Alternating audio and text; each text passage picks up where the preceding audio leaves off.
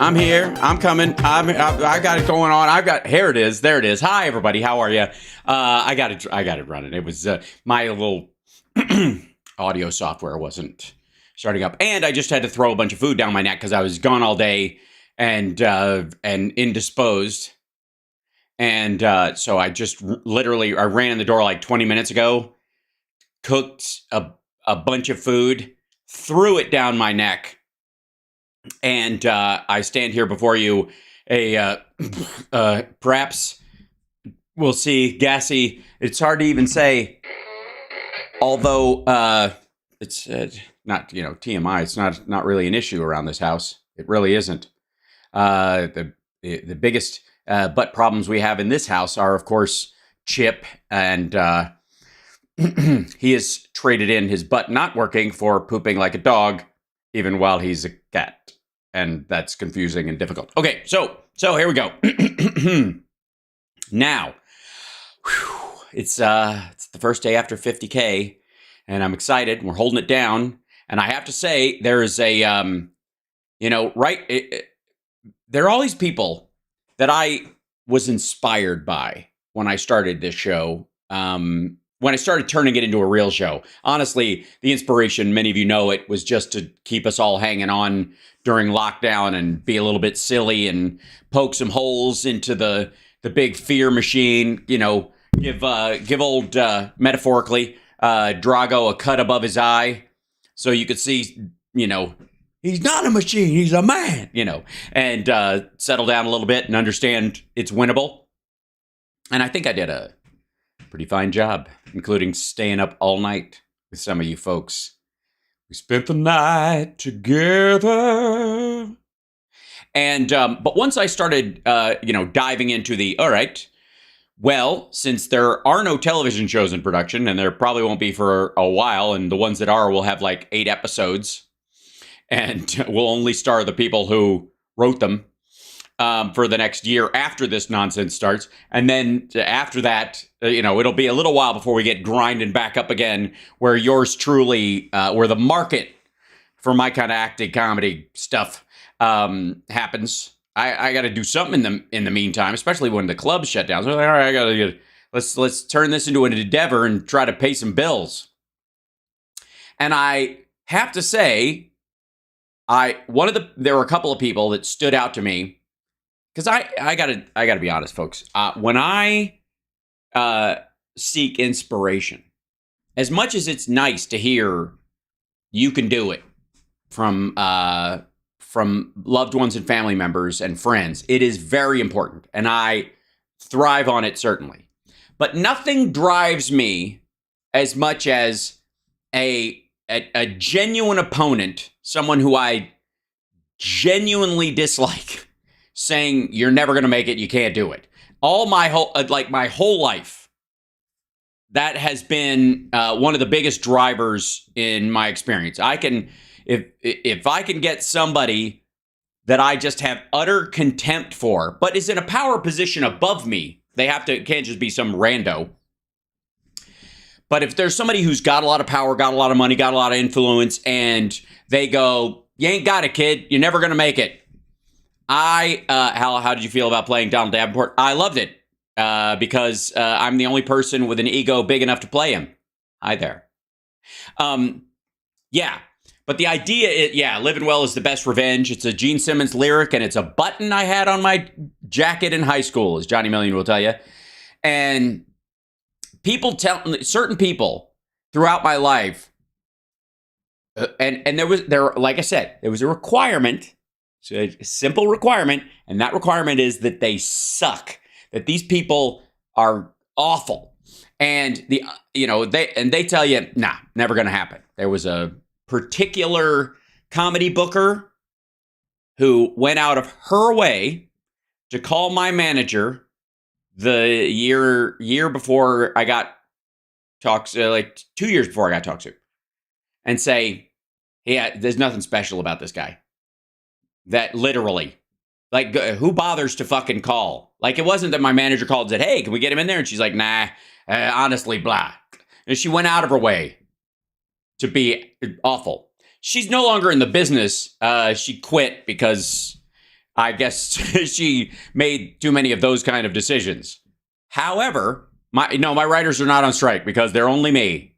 I guess that's one of the good shows. One good things about this thing is that I don't have any writers. I'm alone here, so I can just keep cranking out programs, give everybody something new to look at.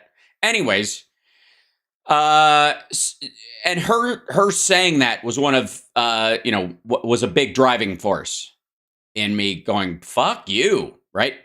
And then there are people who are succeeding at a level where I'm like, how the fuck are they doing that? And one of them was Jordan Peterson, who at one point, it was reported, was making, wait for it, $250,000 a month on Patreon. Yes. Now don't you feel bad because you're worried about the $5 a month for me? Yeah. $250,000 a month. Right. And I was like, fuck that. Why are we not carving off a piece of that? Why aren't we getting that kind of support on our side of the aisle? That kind of shit. So I was like, all right, God damn it. I don't know if I'm ever going to get in that zone insofar as that amount of, on Patreon in particular. But I got to believe there's some folks out there that want to support this side of the argument. Right?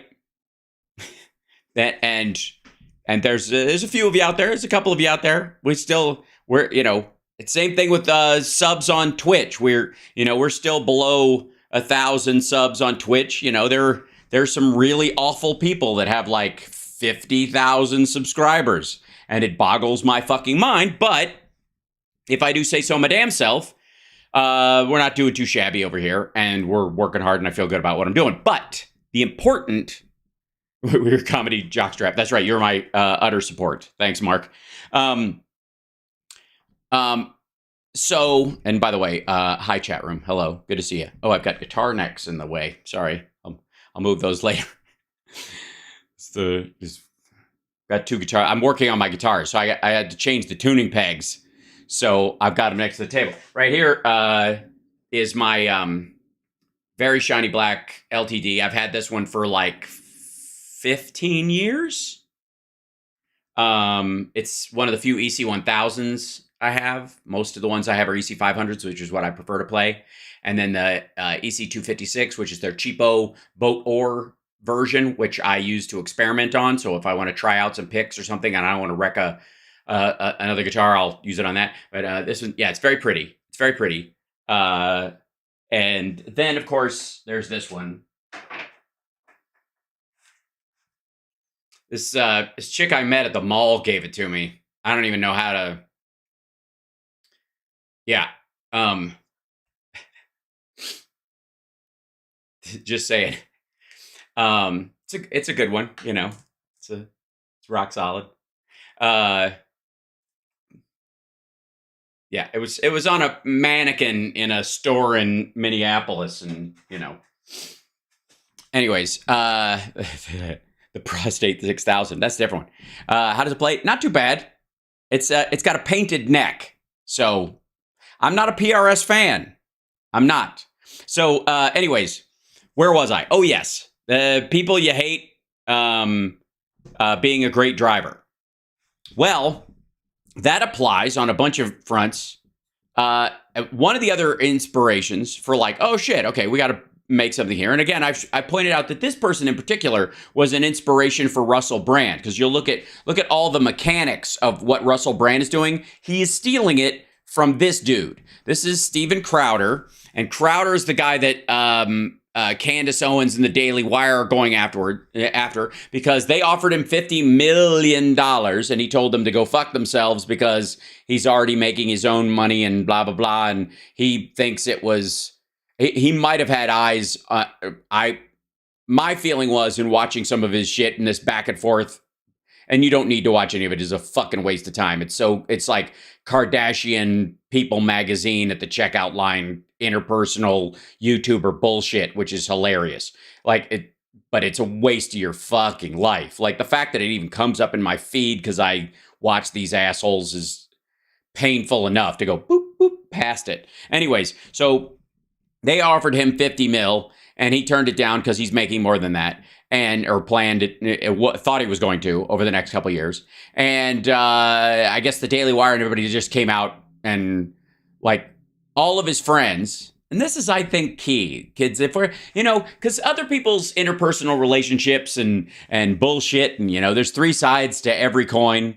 And none of us can truly judge another. But I think what we can do in some cases is come away from situations like this or see them, come across our transom, as you will, and go, hey, if I was in that situation, would I be that shitty? And they go, no, indeed not. I would do other things that were less shitty.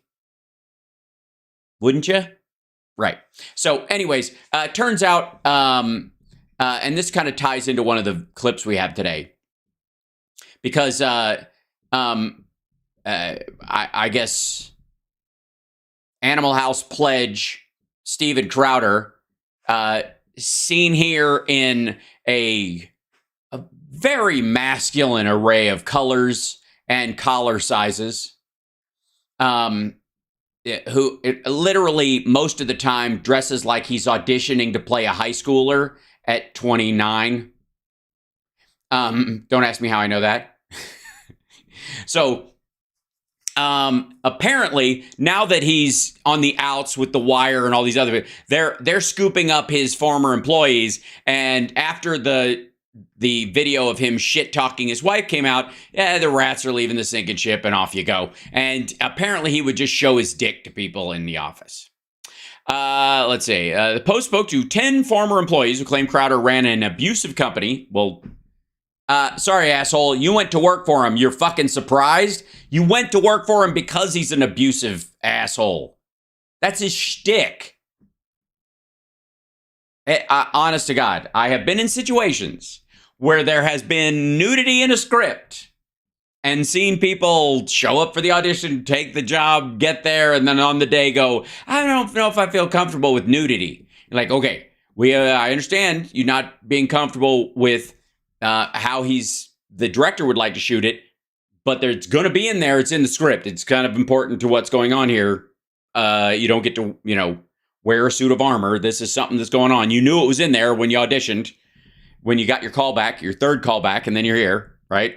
And now's a bad time to twerp out after they've already shot for 3 weeks with you. It's a dick move. Don't go there.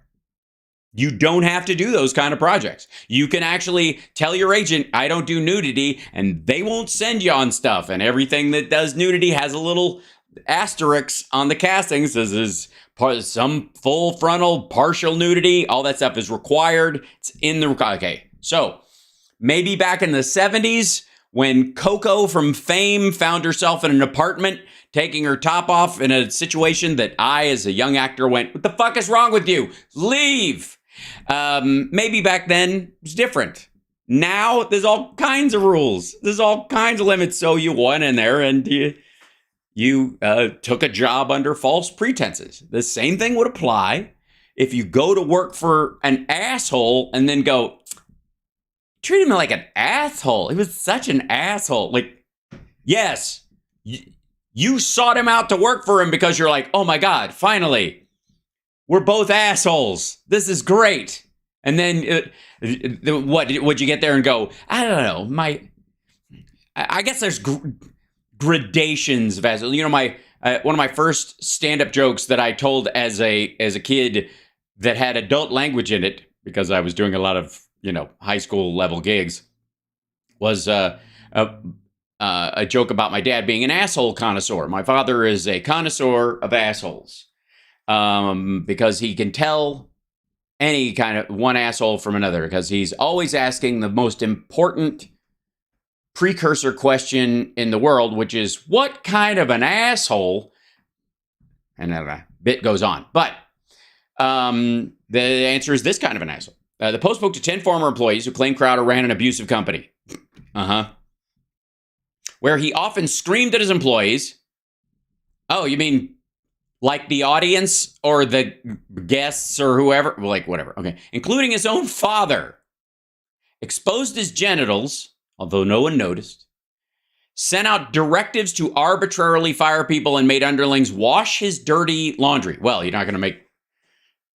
Nobody above you is going to wash your dirty laundry. And why would you wash clean laundry? That's the part that that would be the real asshole move, don't you think? Is like, go do my laundry. I already did your laundry. Do it again.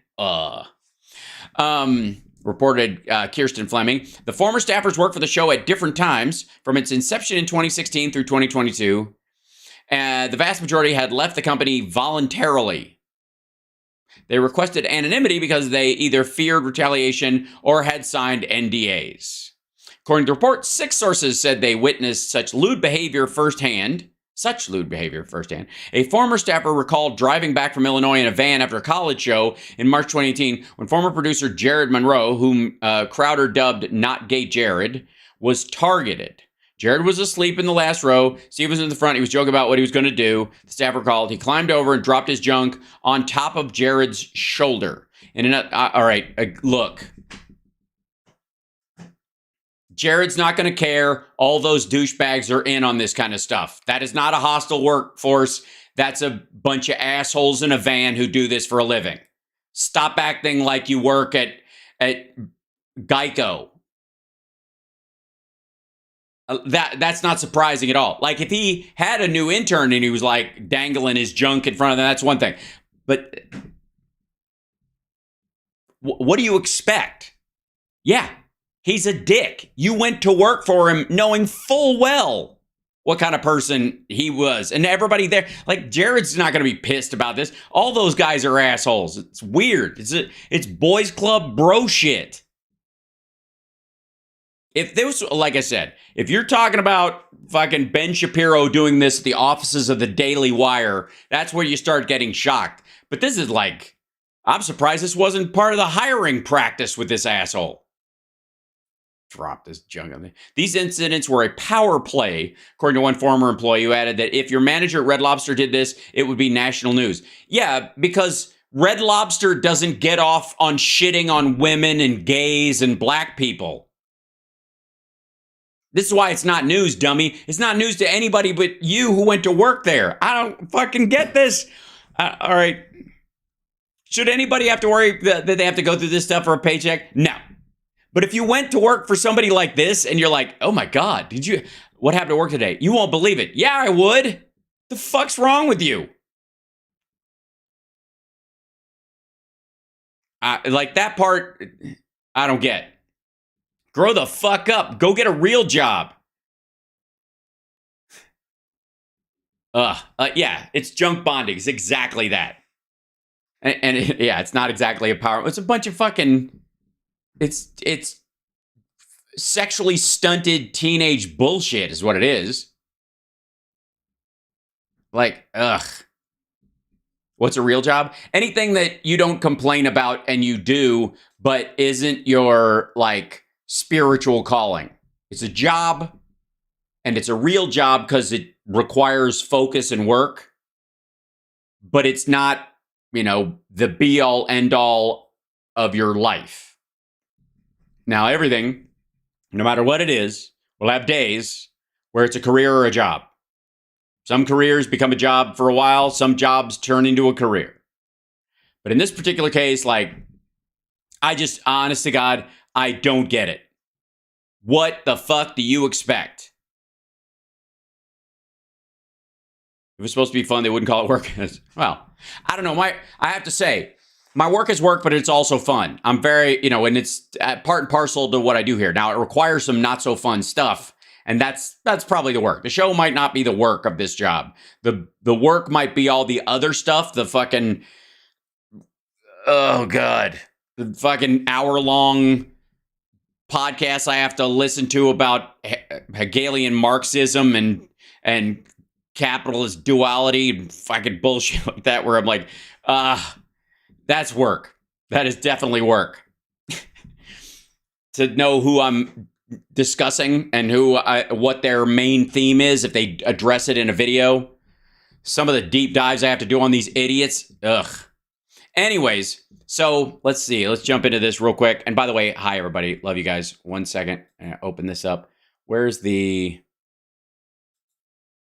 I think it might have been the... Was it this one? No, this one? Yeah, here you go. Okay, so this kind of ties into it. I don't even know how much of this horse shit we're going to even want to be interested in. But when you think of masculinity, you sure as fuck don't think about me. Hi, I'm Hal Sparks, and you're watching Hal Sparks Megaworldwide. I was on Queer as Folk and a Disney show, and I have long hair, and I wear shiny clothes when I sing. What else? I have one of these guitars. So, you know, when you think of masculinity, man, you think of real, genuine masculine people. You know what I mean? Real men, like Josh Hawley and Ted Cruz, you know, and Glenn Beck and Stu. And this asshole, this kid right here. This, I mean, slow me down if this gets too butch for anybody right out of the gate here. I do believe this is Ben Shapiro, and he is not, insofar as I know, talking to John Heilman right now. He's a vision in beige. And Real Men. Yes, by the way, can I just say for the record, the movie Real Men with Jim Belushi and John Ritter is fucking magic. I'm just putting it out there. Very few people have seen it. It's a low-budget comedy. There you go. Hell, this is Sigma. Oh, thanks. That's very sweet. Or an insult. I haven't decided yet. I've seen some of the Sigma stuff, and it's hard to decide. Okay, now,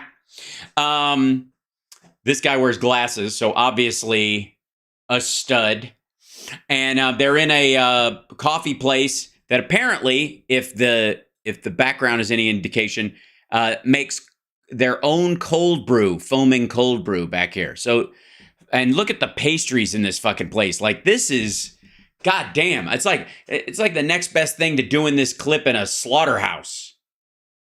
Like, I'm surprised they're not just throwing concrete blocks or like pushing a giant mill like Conan, you know? Crush your enemies, see them driven before you, and to hear the lamentation of the women. And have a cold brew with the vanilla cream. What's the one with the caramel sprinkles in the tops and the things that give it the big muscles? What's this? No, wrong Conan. Apparently this video is called "Why is Culture Attacking Masculinity?" with Andrew Clavin of the Clavin Kleagle. And apparently what they mean by attacking masculinity is, I think, the singular douchebaggishness of certain males, like Andrew Tate and who else is supposed to be butch as shit? I don't know the rest of them because I've never needed any help in that area. All right, so Cliff Clavin, yeah, and the Clavin Kleagles. Okay, here we go. So this is, thank God, though, we've got two men who are busy being men, okay? And they took time out of their manly days to help us fix manness. And at no point will either one of them Steven Crowder the other one by putting their junk on the other one's shoulder. I think they saved that till after. Here we go. Here's Ben Shapiro saving masculinity. Oh, and why don't I hear that? That's weird. Why is the audio off in here? What's the audio doing to thing? Why is it making stupid noise? And I'm making this noise I want. It's weird. Okay. Yeah, see, I don't see any audio coming out. What would be the thing there? Look at all these weird controls I've got down here now. What's happening? Maybe I have to reload it? What the hell happened? Excuse me 1 second. That's a new one on me. It's not even making the noise of the thing. Or maybe is there another? No, there's not. The reaction to... Oh, there it is. Now it's making noise. That was Weird. Okay. The reaction to ... The attitude of your generation, which was, we can joke with each other, right? We can like make fun of each other's sex. We can make fun of each other's race. We can make fun of each other's religion. Yeah, but you got to take your tampon out first. Come on, man. Don't be a big old vagina about stuff. The reaction to that was political correctness, which was, you will make fun of nothing. No. That political correctness is not, you will make fun of nothing. Because quite frankly, there was a tipping point around the time I think he's talking about where comedians of color got as racist as anything I have ever seen, because there became this like build your sitcom on your singular experience. So you like each category of human, if your whites were just like vanilla comedians and we're allowed to just joke about everything and just from a generic standpoint, and comedy clubs nearly insist that that comics of color almost singularly address their race and their race's position in society and nothing else, even if it's not germane to their personal experience. Like, it's like, I watch it over over about 2 decades. Yeah. And by the way, watch the comedy of the last sort of 20 years in this respect, and then go back and watch Eddie Murphy, Delirious / comedian, depending on the album versus the special, and then go listen to some Godfrey Cambridge, and we'll talk. And of course, I will still say to this day that as much of a Carlinite as I am, the piece that changed how I perceive comedy can be done is Black Ben the Blacksmith by Richard Pryor. If you haven't heard it, it's genius. And we will not only will we not traffic in stereotypes, if you even make a joke about a stereotype, even if the stereotype is rooted in reality, that makes you a bad person. Yeah, no. Ben Shapiro doesn't go to comedy clubs, and he has no sense of humor. And I don't know if anybody's been to a fucking comedy club in the last 60 years. I don't know how, like, the oldest person in my crowd is. I'm trying to think. We got at least a 78-year-old in here somewhere, maybe. Yeah. What a bunch of bullshit. And then when you realize that, wait a second, that new reality doesn't exist, where everybody is an equivalent widget and every single thing is identical, then of course we're angry, because it's like, okay, you've told us we can't. Yeah, of course we're angry. We're being forced to wear beige and khaki. We're being forced to drink unmasculine coffees in neutral tone and earth tone cafes with affected Italian furniture. Where the fuck? I want a chair made out of bones. This is so stupid. We can't actually talk about our differences, because that's bad to talk about our differences. No, it isn't. You can talk about your differences. You can't shit on someone else's differences from a point of punching down. You can't. This is bad. And then And by the way, I take that back. Yes, you can, as long as it's really funny.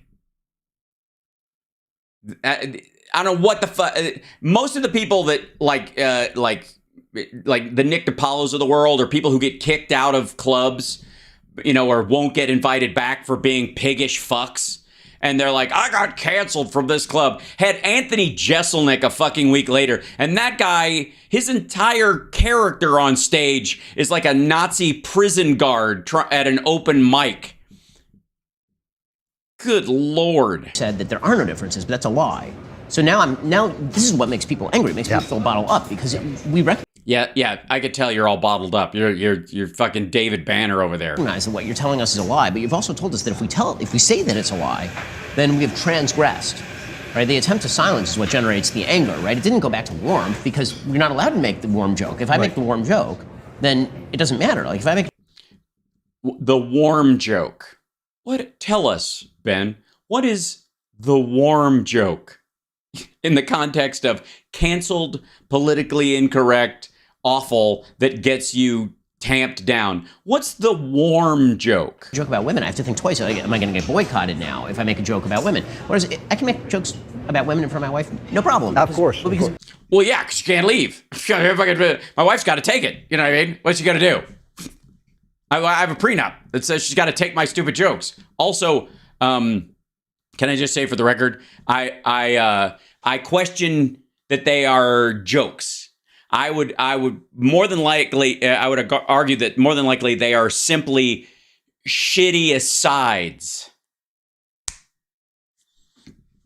Of course, and she'll make jokes about men, and like that's how it works. And with my friend. Oh, so she does. That's weird. She makes jokes about men, so she's not allowed to joke about you in your presence. Weird. Friends of other races, we make jokes about each other. I mean, Jeremy's a Christian, I'm a Jew. All we do all day is just make jokes about each other's religion. I mean, but you can't do that in public, because if you do that in public, then people immediately hit you with the. No, they don't. Because if you're clear that they're jokes, everybody just moves the fuck on. It's the history of hateful shit that makes everybody go, I don't think this motherfucker's joking. See, that's why you don't, as a stand-up, especially if you have anybody new in the audience, you don't lead with your most controversial stuff unless you're trying to clear the room of non-believers, which is a dick move anyways, and it's usually a safety net that weak comics do, which is I'll be shitty up front, walk anybody who isn't on board, and then I'll get clapped the rest of the fucking night. You have harmed someone narrative. Oh, they pretend to take it seriously, so as if you had really said something. That's my favorite.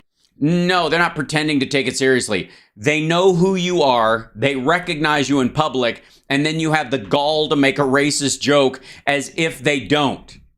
And they're like, this motherfucker thinks he can say anything he wants. Fuck him. Yeah, exactly. And this, this is men. This is the way men form bonds and relationships. Is that if you get out of the obviously, I have a single friend that I haven't put my nuts on their shoulder and said, who is your daddy? Who is he? No, really, I want to know, because I don't believe your mom. System that you're in, say you're in the military, say you're a group of writers in a writer's room, whatever you're in, you make fun of them. You start to rib each other, and that's kind of the way you start to establish like who's going where and where the boundaries are and all this stuff, and then you become. Yeah, it's interesting that in that setting, or in, say, a comedy club setting, which is what I would argue are safe spaces to joke around because there are established social orders in there, versus just being an asshole at a picnic. Like this kind of machine, men become this band of people. If you can't do that, men can't actually mature. They can't mentor each other. They can't, teach each other what each one knows and pass it on. It's very crippling. Especially if what they know is racist. Like, for fuck's sake. There is no way that if I'm sitting with these guys at this table, they're not catching shit for one of them wearing the other one's pants, the other one wearing the other one's top. Did you guys get dressed in a fucking hurry leaving the motel room? Nobody's going to have a fucking problem with that. You know why? Because I don't have a history of being a dirtbag to people who are who are marginalized in society. So everybody knows I'm joking, or that I'm picking out a particular sensitive spot with these two dickheads and go, is there a reason why you guys traded pants? Because I like the monochromatic look, but did you just decide on it when you were leaving the dorm? Making jokes about that in particular. My gay friends, for example, know that I actually know a couple who traded shirts because they were like, no, that looks better on me, before they left the house. And that would be the version of that joke that we would joke about. But these guys being hyper fucking sensitive, you can absolutely go after them for that kind of stuff. And then they get all riled up. And then the joke is how riled up they are. And that's fun because they can't take it. Because they're wusses, unlike my gay friends. Humor, to not be able to use humor like that is very crippling. One of the things Yes, it must be debilitating to have no sense of humor and to have only sarcasm as a shitty crutch to make up for that. And, amazing and weird is that I think there's a fundamental misconception by women about fucking chicks, am I right? Yeah.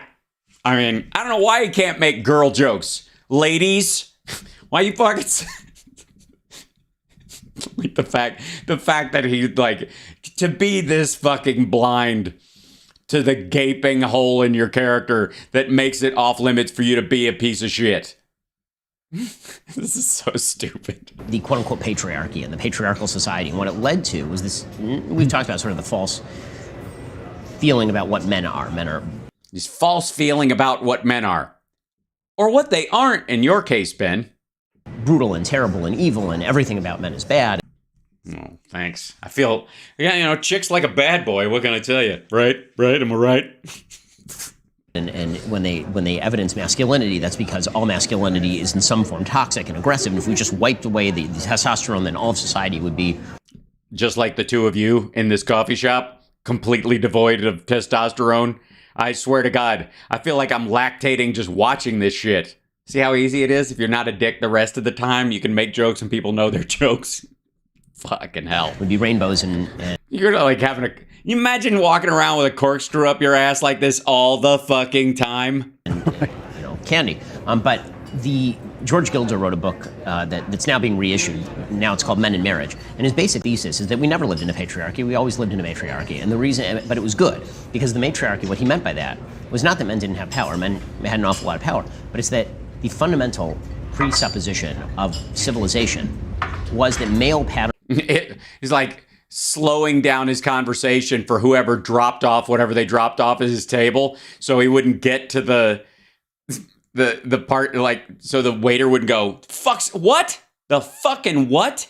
Patterns of being had to subordinate themselves to female patterns of being, meaning that it was male strength, because if males on their own will be evil. Males on their own, just in the wild, they will hunt and they will kill and they will rape and they will do just awful, evil things, which is exactly what you see in Hunter. Well, to you, Ben, I mean, there's obviously a physical hierarchy that happens in those situations.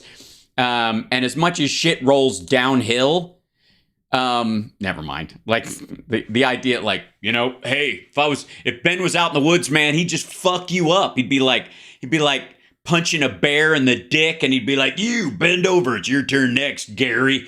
After I'm done fucking this tree and building a lean-to out of the splinters,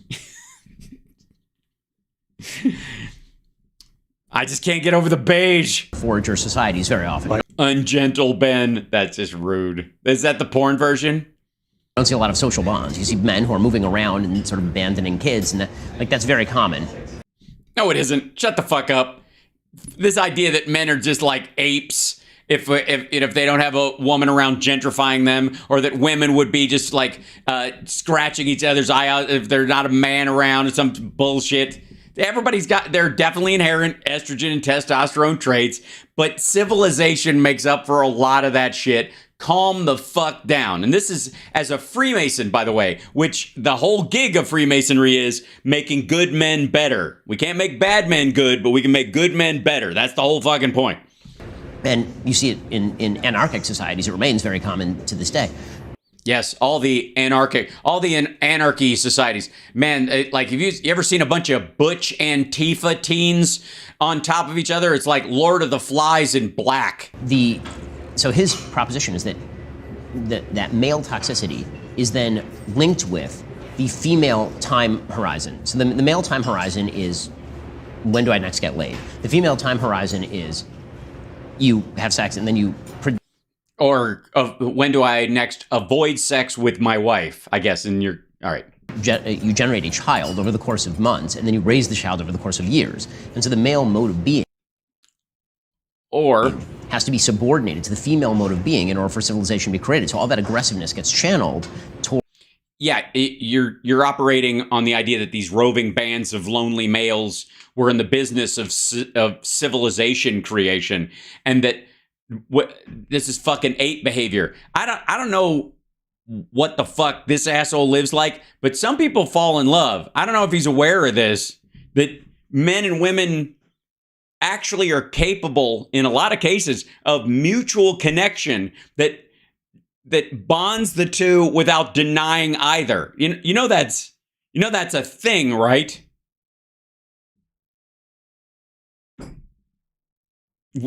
What the shit? Or actually the quote-unquote matriarchy, like the female mode of actually building, because women are there to...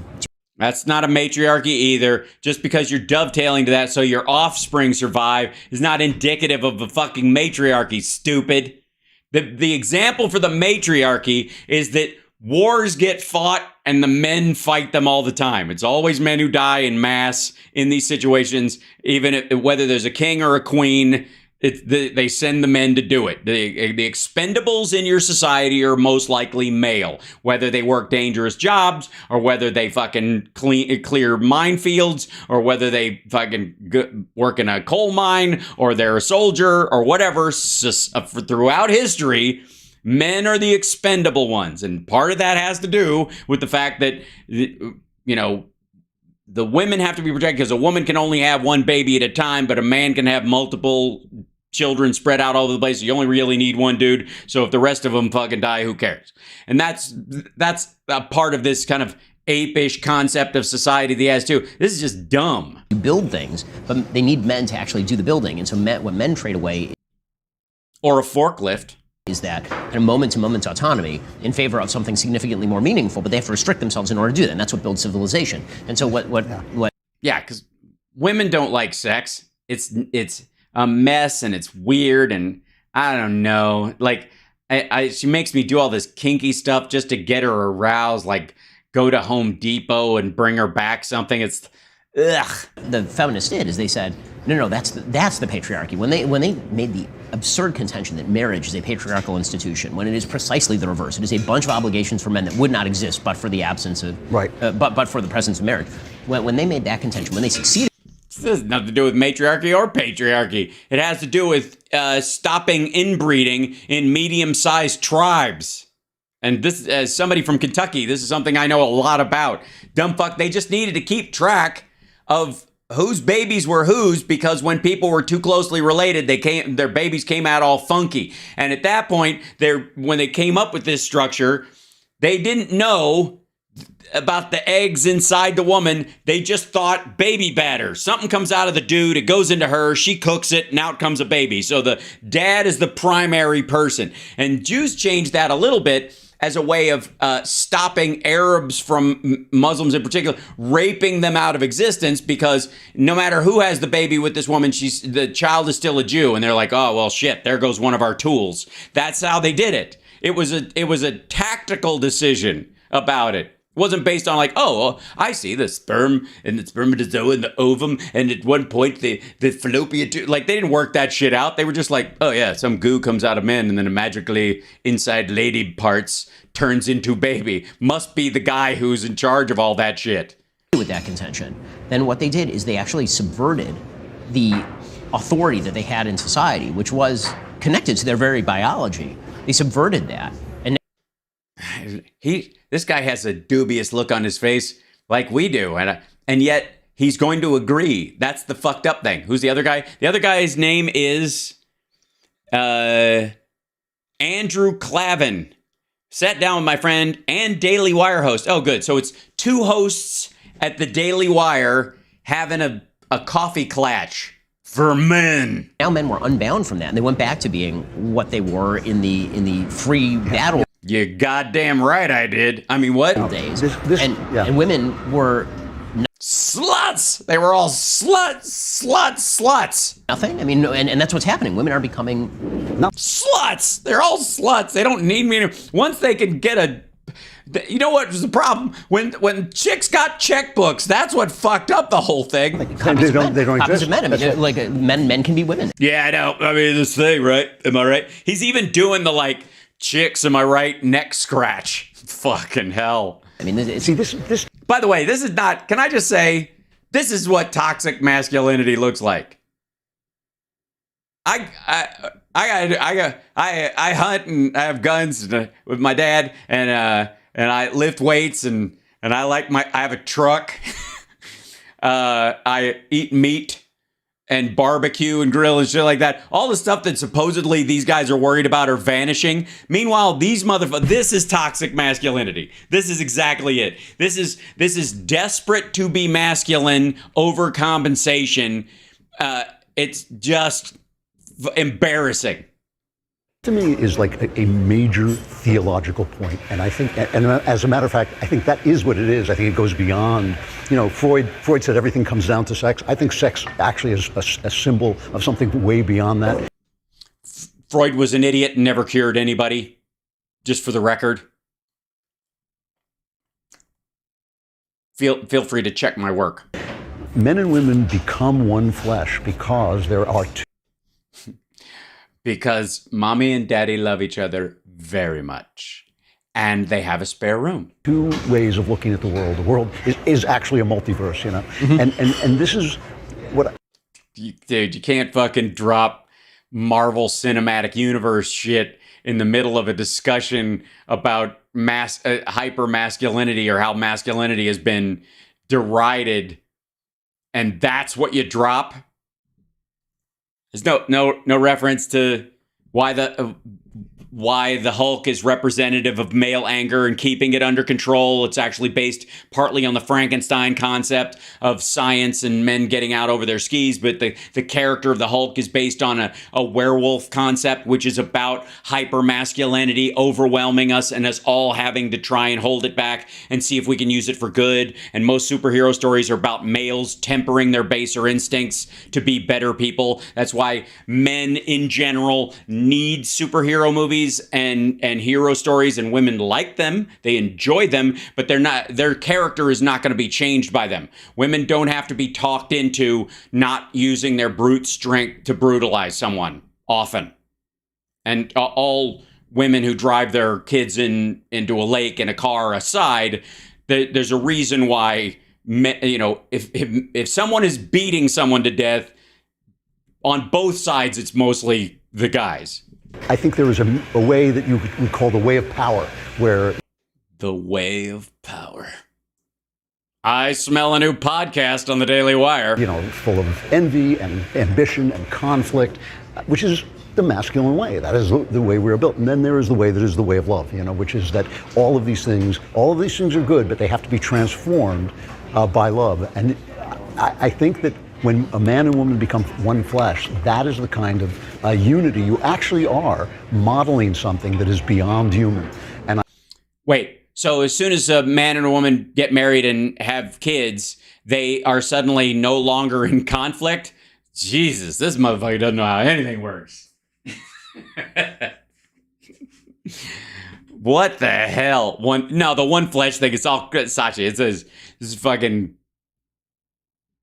This is him trying to be mitigatory. I think that's, if you look, it's almost like I don't even know what the fuck I'm saying. You know what I mean? Go back. You ever start talking out of your ass and then you just can't stop? All the time, 500 years. I feel that we are at the end of an argument that has been going on for 500 years when basically the church broke up and they discovered science and all this stuff. That's what happened. Yeah, 500 years ago, the church broke up and discovered science. I had no idea we were going to get a deep and introspective history lesson today. Somebody write down that date again. And if you go... It was 500 years ago, right? Okay, good. To the Germans, it was... No, I'm not going to. Yeah, no. I mean, 500 years ago is bad enough, but it's certainly not in the last 70 years. It was all philosophy, and it was all about power. It was all, Yeah. There's a weird trend in Germanic thought around power that didn't really work out well. Schopenhauer would just say there's no morality. There's just different power going in, and there was the will to power. Oh, he's talking about the Frankfurt School. And that was what Nietzsche would talk about, the will to power and all this. Yeah, but Nietzsche's an asshole. He's a nihilistic dickhead who's, he was like Ayn Rand 1.25 beta. You go to England, where everybody's gay, obviously. You just listen to the way they talk. See, we can't even make that joke, It's so fun. You're not even allowed. You just totally, you get fucking canceled. Look at the joy it brings to little Ben's face to say that Brits are gay because of how they talk. And he's like, isn't it so freeing to make gay Brit jokes? Ah, ha, ha, ha, ha, ha. I guess it's ironic. But then you get the poets. And then dead face again. That didn't last long. What's the arc of laughter in Ben Shapiro's life? Is it 2 chuckles and then death? My cousin Jerome, who we love, that was his shtick when I was growing up the whole time, is that he would go... He would always... He could kill a laugh in the middle. And it worked like a charm. It was hilarious. And the poets... That's not what Ben's doing. He's falling apart right now. He's just sad. He's like, I enjoyed that joke for a moment, but now the moment is gone. And now I never get to... and I'll never have that recipe again. Oh, no! Especially Coleridge, they love the Germans, but they're poets. And so they have a... You're losing him. He's dozing off at this point. Cavlin, or whatever your name is. Yeah.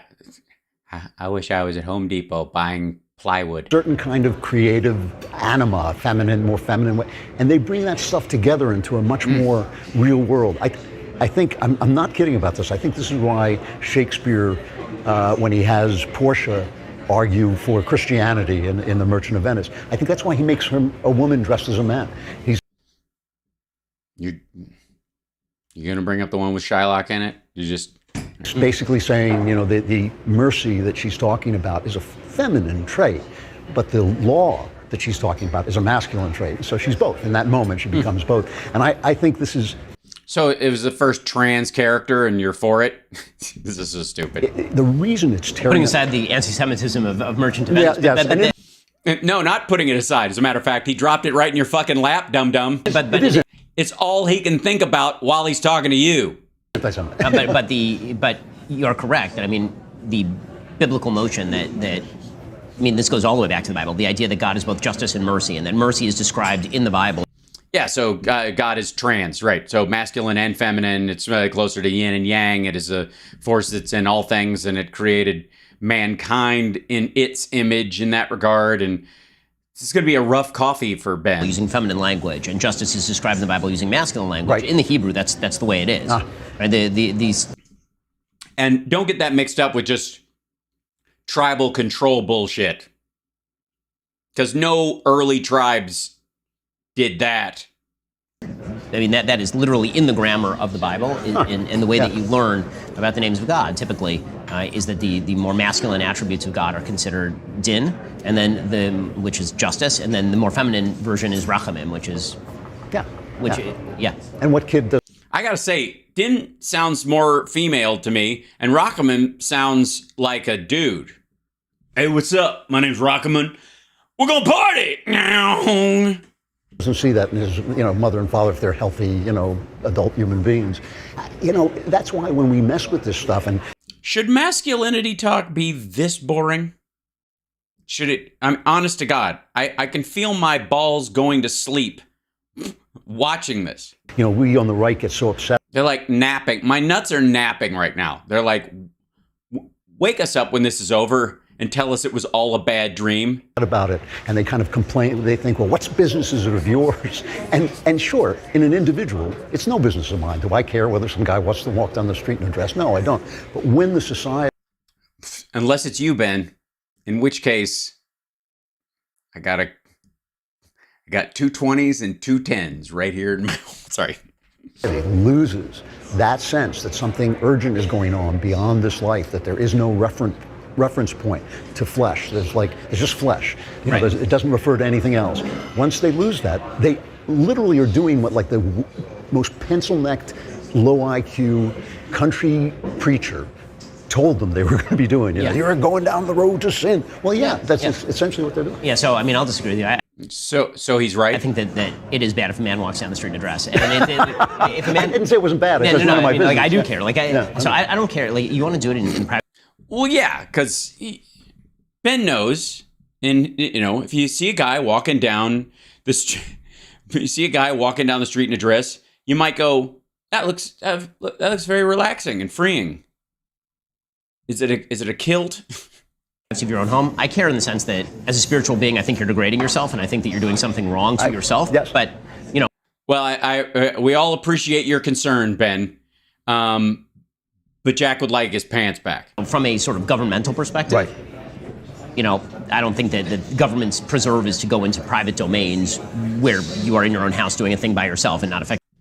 Right. And if gay couples want to get married and live as a married couple and enjoy the bonds of that holy matrimony in their own faith or lack thereof, you're cool with that? Good. All right. Well, progress. We'll take it. We'll allow your one weird laugh at the British accent being somehow gay, I suppose, in exchange for an expansion of rights.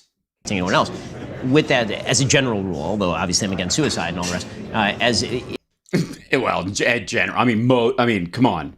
Wait, at least he's taking a true stance. He's at least against. So you're against suicide, are you? Anyone else? With that, as a general rule, although obviously I'm against suicide and all the rest,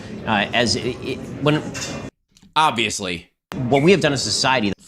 The fuck does that have to do with it? We flip private and public, right? Everything that is private is now public, and everything that ought to be public is now private. So religion ought to be a public thing because it turns out that religion is the way that people not according to Jesus, but then I guess that's where the difference would be. Interact with the world when they believe that God is a real thing and that morality is a real thing. And we've decided, no, that's relegated to your bedroom. How you screw, that's out in the streets. That's how you screw. It's nice that we're going back to like 70s language about this. Like, what makes you a hero is being Sam Britton donning ladies' wear. And until you steal luggage, you're perfectly normal. Until you steal luggage, you're handling the country's nuclear waste. That's the stuff that needs to be public. The relegation of why? Sam Britton, by the way, is the guy who was in nuclear waste disposal in the Biden administration. He was hired. He's trans, and he's trans non-binary, I guess. And he was stealing luggage. He lost his job, got fired. Now he's up against charges. With the fact that he did that, he's not the only person in the world who steals luggage or has kleptomania. But the fact that those two things are together. When they don't necessarily overlap, there isn't a direct linkage between being trans, being non-binary, or being a transvestite, or even an autogynephile, and kleptomania in particular. There's more of a linkage, quite frankly, between that and OCD, for example. There's much more linkage in there, but even still not causative. So the idea that this guy couldn't do his job here because of the trans thing, because the trans thing supposedly had to do with the stealing, is not. Because I guess it's okay if somebody's a piece of shit at their job as long as they're straight, right, Ben? Religion to the private square and sex to the public square is the reverse. Well, not quite the public square. I mean. If you're in that, if you're using public Wi-Fi in a place like that, you got to check over your shoulder before you click on some links. Of what things were supposed to be. It is. I feel like we've learned so much. Did you guys learn a bunch? I did. I noticed we have. It's pretty good. I think clearing 50K brought some of the trolls back, and I'm very happy that they're here. We haven't seen them in a while. So thank you for being here. You guys are the reason we've expanded as fast as we have. Who watches this? No one, Wendy, just us. I'm telling you, that is a brutal waste of time.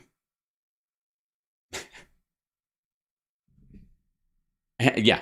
And the fact that these two guys are going to sort of define masculinity for anyone is stunning to me. Yeah, I think there was a troll in here. Yeah. Starbird says Hal is Jew. I'm not Jewish. The fuck does that have to do with anything? What?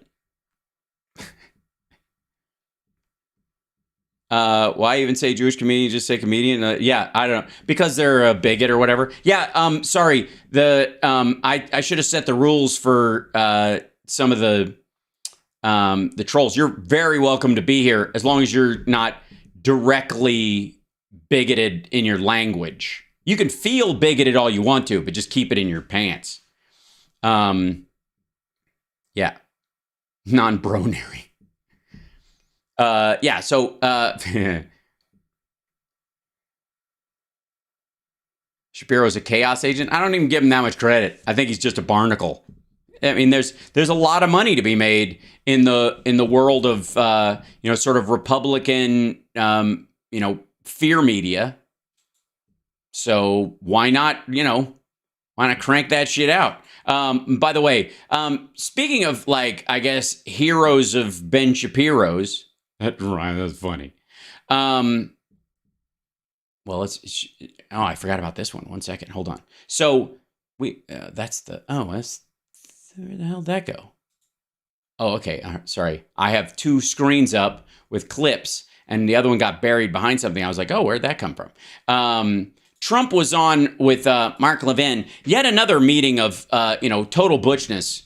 The butchiness of, and man, these Republicans know how to do man stuff. Hey, man, come on now. We got 420 coming in here. Come on now. Don't forget to like and subscribe, give a thumbs up, sports show and whatnot. Shapiro is woke. This is Mark Levin, and he's helping Trump sell his book because Trump is broke right now and needs to pay his legal bills, and the RNC stopped paying them once he started running for president, but he can't not run for president because he thinks that's the only thing that's going to protect him from the legal ramifications of his shitty actions. So here he is selling a book like it's fucking QVC for QAnon VC. Sean Connery. There's a picture of him with Sean Connery. Yeah, back when Trump was a douchebag TV celeb, and passed away fairly recently. Yes, he did. One of my favorite actors. Great. You point out in your book that this guy was a powerhouse in Scotland. He didn't talk a lot, but when he spoke, people listened. Yes, Sean Connery was one of the most famous Scottish actors. We're aware. An experience with that, and you mention it in the book. What was that? Yeah, tell us the story about the time you met Sean Connery. It's and by the way, and tell me why we couldn't do this in the library room you let Steve Bannon use, and I'm sitting out in the middle of this empty dance hall, looking like I'm sitting on an inside-out wedding cake. Never met him, but I was doing a big. Then now I know it's going to be a good story. Say this again. Tell us the story about when you ran into. Who's passed away fairly recently, one of my favorite actors. Great. You point out in your book that this guy was a powerhouse in Scotland. He didn't talk a lot, but when he spoke, people listened. You had an experience with that, and you mention it in the book. What was that? And again, he didn't speak a lot, but when he did, people listened. They had to lean in. He had such an accent that sometimes you couldn't understand what he was saying. I never met him, but I was doing a big project in Scotland, and magnificent, on almost 2,000 acres, and they were. Yes, we understand that golf courses are all about poorly used land. And were dunes that were essentially landmarked. You couldn't touch them. You couldn't even walk on them. It were sacred dunes. The sacred dunes of Scotland. And I came in, I wanted to build this unbelievable golf course on those dunes with the base of. Like an asshole. I was like, maybe we could make a mini golf course out of Stonehenge next. Dunes, and these are among the biggest dunes in the world, and they were very. Yes, lots of dunes there. There's so many dunes, and it's very, the book Dune is written about. Protected environmentally. And I was. Going through it, and it was really a rough zone. I never thought. I was always good at getting zoning. I was always good at getting zoning. What he means is he was traditionally a slumlord until he started to barnacle on top of other people's projects. And all of a sudden, and I was having a hard time here, and it was years, a lot of money, environmental reports, impact statements. And all of a sudden, and I didn't know Sean Connery. I met him once quickly, but I didn't know him. But he was from Scotland. Really? I would have put that at the beginning of the story, because I don't. and, you know, different kind of a guy, tough guy, actually. And he said, Look at Levin. Oh, yeah. Tell me, what was he wearing? Did he smell like cedar and cigars? let the damn Americans spend money in Scotland. Let him have his golf course. Let him have fun and let him put people to work. Let the bloke, let him do what he wants to do. Don't be stupid. That was it. I didn't think it. As soon as he said that, it was like, It's amazing. it was, everything changed. So then because of that, I got to know him a little bit. I said, that's really unbelievable. Jesus Christ. So this is the day we find out that that Sean Connery's house was built by Russians. You have to see headlines in every paper in Scotland. Sean Connery says, let him do it. And that was like God coming down and saying, you know, Scotland. Yeah, it was like God coming down and saying, you know, Scotland. Let him do it. Scotland, like, it was like God coming down saying, you know, Scotland, let him do it. Hashtag the best words. And everything opened up. It was incredible. And I said, Sean, you ever think about getting into politics? But he got pretty sick after that. He was Jesus Christ. This is like every time I talk to my mom or my dad on the phone, it's always a joke about who's died recently. Like they will always drop somebody, like somebody was old and they died, and it became a running gag in the family for a while. I'm like, all right, who died? That's the only reason you're calling. What happened? And it's nice to know that this is just how they talk. He wasn't a young guy when that happened. It wasn't that We know. long ago. But I really appreciated it. I thought it was amazing, actually. It's an interesting story. Just No, it isn't. the word. He had tremendous power in Scotland and, you know, in different places, but in Scotland. Yeah, in Scotland, other places too. Like if you wanted to build something in, you know, in Azerbaijan, he could snap his fingers and you could hear that snap, and then nothing would happen because it was really Armenia where he was most popular. It was pretty It was huge in eastern Syria. amazing to watch it. Good guy, tough guy. You're a New York man, or at No, he isn't. least you were. He's a Florida man, but on all levels. So you had to deal with a lot of politicians in New York. You have several of their letters in here. Chuck Schumer, who really thanked you for making the first contribution to his campaign years and years and years ago. Yeah, when you tried to buy your way into politics back then, but then you hit bottom because there was only so much they would put up with, and then you realized Republicans would put up with anything, and so you switched over. Why is this a fucking mystery? The Cuomos, and those letters are in here too. Because he owns 4 pieces of New York, Manhattan real estate. There's a picture of them with every person who owns that much New York real estate and more. Mm-hmm. Mario Cuomo, Andrew Cuomo. All the Cuomos, Shemp Cuomo and Tyler Cuomo. What was your relationship with them like? So, a couple of things. First of all, Chuck Schumer, I gave him, you know, New York is largely Democrat, although you Largely. never know because of the way the voting systems are. You never know. You may be surprised. But Yeah, I was only donating to him because I thought they're probably stealing the election and I want to go with the side that wins. I gave him his first contribution. I was in Brooklyn at an office that I had with my father in Brooklyn. So it's your fault. And he was running for the state assembly, I believe. Right out of law school. And I gave him a contribution. Jesus, you guys are old. I think it was $500. I think it was the first check he ever got. Now, he used to brag about it. Now he doesn't want to talk about it so much, but that's okay. Well, it's because right about that time, you know, maybe a couple of weeks later, people started to realize that you were handing out those checks to buy yourself some leverage because it looked like he was going to win anyways. That he was sort of a favorite before he even entered, and so you were worried that your court case about being a racist slumlord might not go your way, and so. But I gave him, and I got along with him very good. Look, he's a smart guy. I got along with him really good until I ran. Until I realized communism. For office. You know, I'm running as a Republican, and got nasty after that. Yeah, that's all it was. It was just because he ran as a Republican. his disgusting remarks about stuff or his idiotic plans and his bullshit about Mexico building a wall, that had nothing to do with The it. Cuomo family, The whole idea that women should be punished if they've had an abortion when he's paid for multiple abortions himself, nothing to do with it. It was just the R. Democrats, they were going to change the name to Democats at one point, which I'm sort of for, just to take the R out. It's a thing we have against R's. knew Mario very well. I helped him. I supported him. I had an out because I found him not to be a very loyal person. I just didn't think he. Yeah, I gave him money, and he was supposed to protect me against the consequences legally of my actions, and he wouldn't. I mean, what kind of, what did I pay for? I thought this was, isn't this like a fee? It was.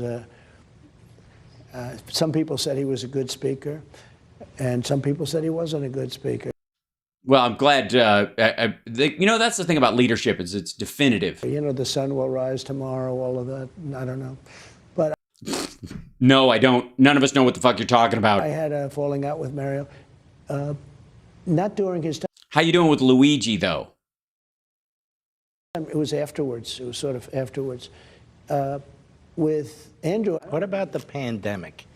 Oh, look at the cut. Like he got boring and they cut him. Look at this. Watch falling this. out with Mario. Listen to his voice trail off because they edited it down. Not during his time. It was afterwards. It was sort of afterwards.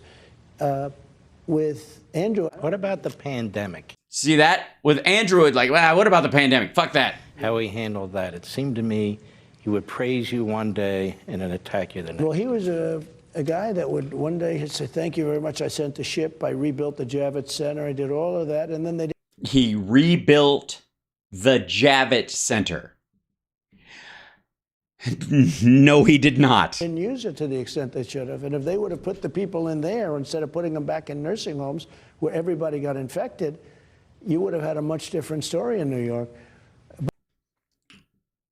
Or you would have spread it to all of the elder care facilities instead of just the ones where it was already there, and the death toll could have been even larger because it was a giant open-air gymnasium. But yeah, he'd say, I have letters from him that you have done the greatest job of anybody, and I did. I let the governors run their states, and we had some governors that did a fantastic job. South Carolina, Tennessee, South Dakota. We had governors that did a fantastic You mean the ones with few people in them? job. Or states that wouldn't have even been able to run their states, even if they clamped down on everybody because of the nature of the politics in their state? And I let them do it. If they wanted to keep their state open, I said, keep it open. If they wanted to close it, I said, you close it. Numerous Republican governors kept their states open. By the way, that's actually the law. The national state of emergency must align with a state of emergency in each individual state, and you have to do that. You can't federally shut down a state. You don't, unless we've been hit with a chemical weapon or there's been a nuclear war and we've declared war. You can't do it. So he's patting himself on the back for what effectively was his only course of action. And frankly, the numbers were better than if you closed. It's sort of an amazing thing. You think if you close it and seal it, but they were sealing it. People that weren't even leaving their apartments were catching COVID. No one who never left their apartment caught COVID if you didn't interact with somebody who had it. It didn't spontaneously come up through the fucking toilet like a snake in a horror movie. Explain that one. No, you explain that one. You just said that. What's going on with his hair? Lighting. So the Democrats had a... Yeah, it looks like he dyed the back part of it and then didn't do the top and then folded it over. It looks like they sprayed it or something. Pretty lousy run with that if you look at, what happened. But you were president when all this happened. We did a fantastic job. The ventilators, oh, yeah, we were the king of ventilators. You guys remember that sketch? the equipment I got, bringing the hospital. As an example, I got the hospital boat, a great hospital boat. I brought it into New York. It was fully equipped for COVID. We rebuilt the Javits Center. It was like a hospital. Yeah, totally rebuilt the Javits. It's now a hospital. Like, they just left it that way because it was so well done. Or they just put curtain separators and beds in a giant fucking open air gymnasium. And I did that in Louisiana. I did that in many states. In Chicago, I did. We built the most beautiful facilities. Gorgeous, really. Like walking gardens, all kinds of stuff. And I was able to kick back to some contractors some federal money that you would not believe. No, totally useless, but... GSA worked with us, and the Army Corps of Engineers worked with us. They were unbelievable. The Army... What do you mean worked with you, dumb fuck? You were president at the time. They're supposed to. The Army Corps of Engineers was able to build hospitals in 3 days. They did not build a hospital in 3 days. They set up facilities to be used as hospitals. They didn't build fucking... what the fuck? This is just embarrassing. What are you talking about? I mean, literally take a space like... No, not literally. Convention center space. And within 3 days, it was an unbelievable hospital. Yes, it is not believable to view it as a hospital.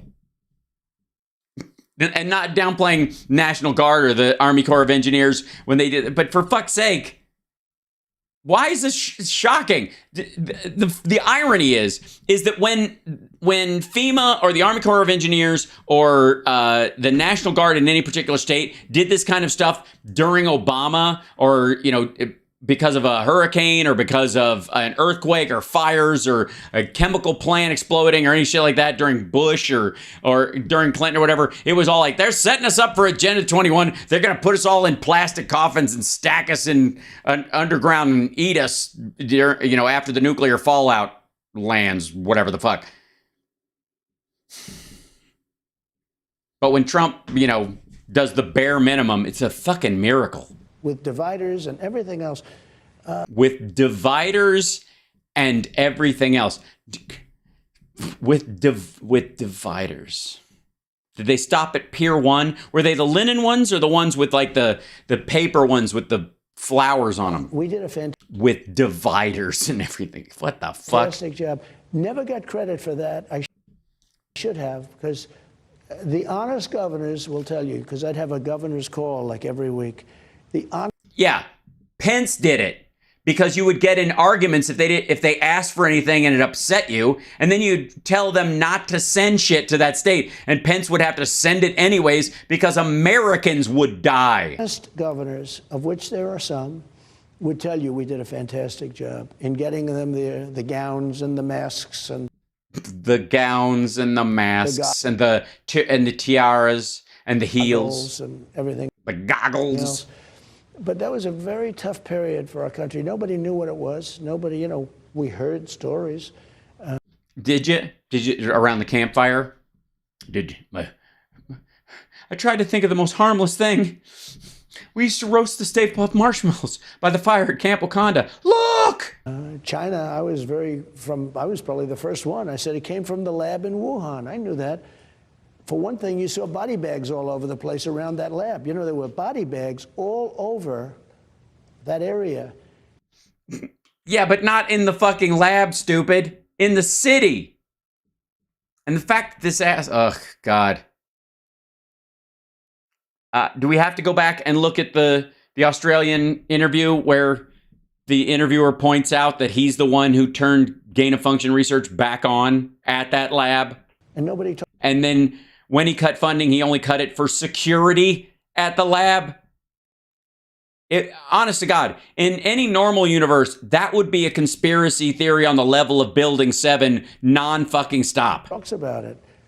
But in Wuhan, you had, through satellite pictures and other things, you had pictures, body bags all over the place. He didn't have satellite pictures of fucking body bags. He didn't. That's not where those pictures came from, stupid. Oh, God. And you could see little lines, you know, from way up, but they couldn't be anything else. But you could see little lines from way up. Jesus Christ. We all saw the body bag fucking photos. I said, and I've said right from the beginning, it was the lab in Wuhan. It got out. It got out. Got out of the lab. It got out of the lab and just roamed the countryside like a fucking werewolf. I think it was incompetence. I really believe it was incompetence. More, you know, people said I was charging China. Well, by the way, it has to be incompetence. Otherwise, if it was on purpose, then again, Donald Trump presided over the greatest bioweapon attack on American soil in history that killed hundreds of thousands of Americans, and his response was to sell the people who attacked us a bunch of beef, pork, corn, and soybeans. So much money in tariffs and taxes that a lot of people said they did it to get me out. But we did great in that election. I did much better in the second election than I did in the first. I got 12 million more votes. The book is Letters to Trump. Jeez, they just cut him off right there. He went into, more than likely, he's on Fox News. So that's what the edits probably were. This one was probably him, going, and that was a rigged and stolen. They had to cut that off in Levin because this is on Fox. This is a video from Fox. Look, there you go. Good Lord. I didn't get enough credit for being a pain in the ass. You're watching Hal Sparks Mega Worldwide, by the way. Oh, hey, there's a thing about one of Trump's buddies, his surrogate son and this dude, whom Noam Chomsky apparently was hanging out with. That's kind of fucked up. And when asked about it, he said, and I quote, "None of your business." What? And who hung out with Jeffrey Epstein is everybody's fucking business. Especially if you're a public figure making public criticisms and having an impact on the electorate the way Chomsky does. Fucking hell. But here's Greg Kelly. He's still got some questions. There's still some mysteries. What happened? This Epstein guy or whatever. How could it be that he gets caught and they're finally arrested and then he's killed in a cell when a guy he used to party with is president? That's hinky. Wait, see that again? Is it just me? The audio's... Yeah. Maybe it's the video. Maybe they posted this and there's no audio. Hold on one second. I'm going to reload the page. Give me a second. Oh, here we go. Remember him? Jeffrey Epstein. Yeah, friend of Trump's. I've seen that guy party with him. Still did not kill himself. Well, I mean, obviously, cause of death doesn't change. He is still alive, my strong suspicion. Oh, he's still... Okay, so he thinks... Greg Kelly is saying he believes the idea that they, rip the homeless man who looks vaguely like Jeffrey Epstein and that he escaped and blah, blah, blah. Yes, just that he is alive and well somewhere. That his death was... Well, he could be alive somewhere. He's not well. Anybody who behaved like he did is not well. Faked. Try looking for the pictures of his body, all right? They actually are findable on the internet. Once yeah, we know. you find them, this is not the picture. You'll see somebody who is not dead. Okay. Well, they're certainly trying to resuscitate him there. It seems like they're... Why? Because he's moving? Because they're doing compressions on him, dum-dum? Is that what you're saying? Jeffrey Epstein, quick review, 2008, convicted of all kinds of sex crimes, procuring erotic massages from children. Yeah, and Trump was still hanging out with him. Very serious stuff. I know it. You know it. Trump knows it. How is it that Prince Andrew and Bill Clinton and all those important, very influential people somehow never really picked up on this, huh? No, some of them did. Some of them stopped hanging out with him once he got busted, and other ones continued to hang out with him. And you can tell who's who, and based on their behavior. When he's like palling around and he's being a philanthropist, and he's spending money on campaigns, and people are finding themselves glad handing with him, and then he gets busted, and they're like, "No, fuck that guy. I don't care how much money he has." Were they charmed by this guy? Would you raise your hand, please? Do you solemnly swear the testimony you're about to give in the matter now pending shall be the truth, the whole truth, and nothing but the truth? Yes, ma'am. Would you please state your full name? I'm Jeffrey Edward Epstein, and my residence address is 6100 Red Hook Boulevard in Virgin Islands. Have you ever been convicted of a crime? Yes. What was the crime of which you were convicted? Two counts, one soliciting prostitution and procuring a minor for prostitution. Wow, Jeffrey Epstein, in his own words, speaking. And Have you the video's from 2012. ever heard the sound of his voice before? Anybody who's seen that video has. I mean, Trump has. Yeah, I mean, that's not a question you could actually ask Trump because, yeah. As a matter of fact, Trump told Epstein a joke that made Epstein blush. Did he say he lived at 6100 something Boulevard? I don't know. It's your fucking show, asshole. Didn't you review the clip before they played it on your goddamn show? Why am I doing your homework for you? He was the only house on that little private island. That's why the billionaires and the leaders of the world love going to it. Complete seclusion. You know, the crew that he hung with, they knew this stuff about him. The crew that he hung with. Hold on one second.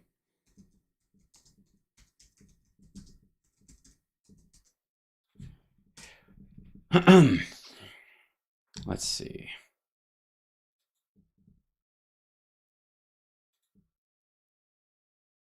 The crew that he hung with. You don't say. There was a crew that he hung with.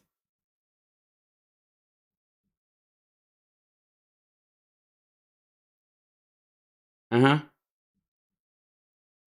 at Jeffrey Epstein getting mildly embarrassed by what Trump told him. And they continued to hang out with him. Bill Gates, master of the universe. Why were they getting together? Were they talking about climate change? Were they talking about computer software? I don't give a fuck. Fuck him. Fuck both of them. I don't care. saw this guy actually with my own eyes once at a Really? So you hung out with him. Well, I guess we're breaking some news. Broadway show. You were at a Broadway, so you went as his date? This is really news. And I knew in 2009 what this guy had done. Because it had just happened the year before? And I gave him a dirty look. I'm like, what You did? Greg, you give everyone a dirty look. You were born with that look. the heck are you doing here? Now, if I knew that, you know that. And then there's some guy who looks vaguely like Jeffrey Epstein, who ironically was murdered, and his corpse was used to cover for Epstein's escape years later. And all they could think of when they were pretending to try and resuscitate him as they took his body out was, fuck, Greg Kelly gave me such shit because I looked like Jeffrey Epstein. I never realized it would end up that. How is it that the director of the Central Intelligence Agency, a guy by the name of William Burns, did not know the deal with Jeffrey Epstein? Well, the theory is that he didn't know it was that Jeffrey Epstein, which is fucked up. It is utterly impossible to think that he did not know. That is William Burns. He is currently the director at CIA, and the Wall Street Journal revealed today the following. They first met in Washington, and then Mr. Burns visited Epstein's townhouse in Manhattan. Townhouse. Again, townhouse, that's where Dershowitz got his massage. That's the $70 million property that cost him $1. Now, this happened a few years ago, back when he was the... Also, by the way, of all the people that have come out on this list, and if Burns is engaged with this fucker, then fuck him and off he goes. But the idea that this guy at the time would try to get close to a man who clearly had compromat at his place that they eventually either got a hold of or they became aware of the contents. The idea that anybody from the CIA would try to get into this motherfucker's house is not surprising at all. Deputy Secretary... And by the way, he may have accomplished something in that process, which led him to being the CIA director. ...of State. That's a very big job. Next, please, these meetings. The director did not know anything about him. This is what the CIA is saying now. Well, that's because he wasn't in the CIA. He was the Secretary of State's office. The director did not know anything about him. Epstein just offered general advice on transition to the private sector. You know, tips on his resume, right? Just shine your... Again, I gotta say this sounds more like, and like I said, if this dude was hanging out with Epstein, fuck him, out he goes. But it reeks of them trying to use a person of influence to get Epstein to like give up what he's got, because he was clearly in the blackmail business. Shoes and have a firm handshake as you transition to Pompeo was head of the CIA when Epstein died. the private sector. These denials stink, and everybody knows it. The number 2 man at the Central Intelligence Agency. You know how many people work there? Yeah, close to 80,000 or so people. And he's the number 2 guy, and he could not figure it out that this... Or he can't admit that he knew because the purpose was to gather intel, and it was effectively an undercover op, which is entirely possible. was a convicted sex offender. Now, look, there is a time and a place for redemption, and people can come back from horrible crimes, but you mean like the son of a former police commissioner who was charged with sexual assault, or was about to be charged with sexual assault, and then because his dad was commissioner of the police, he managed to skirt the... You mean like that? I had hundreds of millions of dollars in the bank, you know? Good Uh-huh. luck. And Epstein showed no signs whatsoever of remorse or regret. You saw that in the clip we showed a little while ago. No, I didn't. I saw a man doing a deposition. He's a scumbag.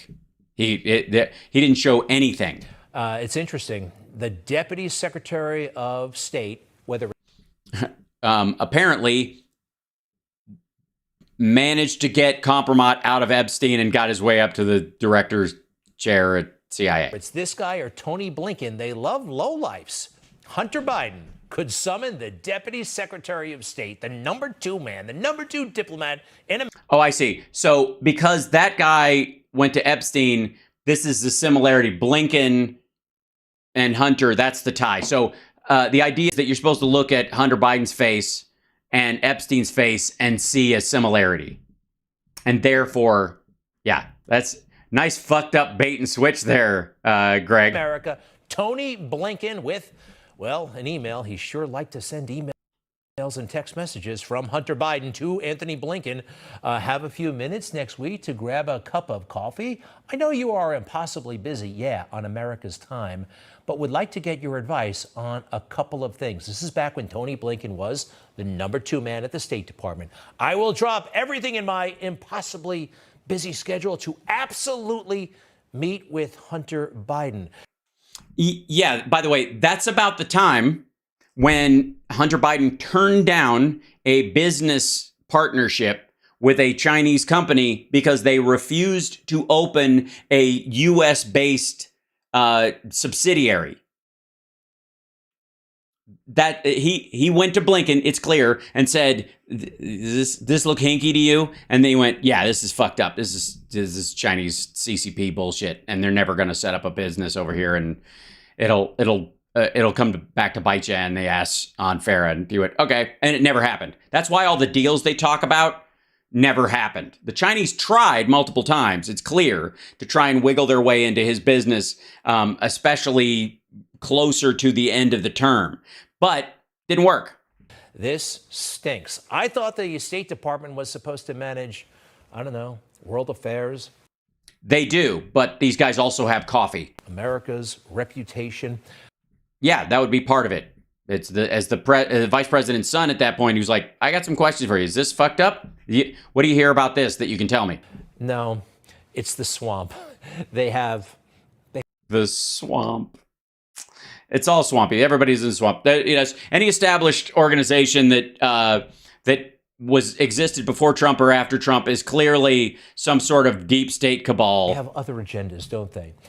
Yeah, they certainly do. Like keeping the entire country afloat, even though your favorite president tried to knife the tires on the whole goddamn country. Something about Jeffrey Epstein that is totally fascinating in my book.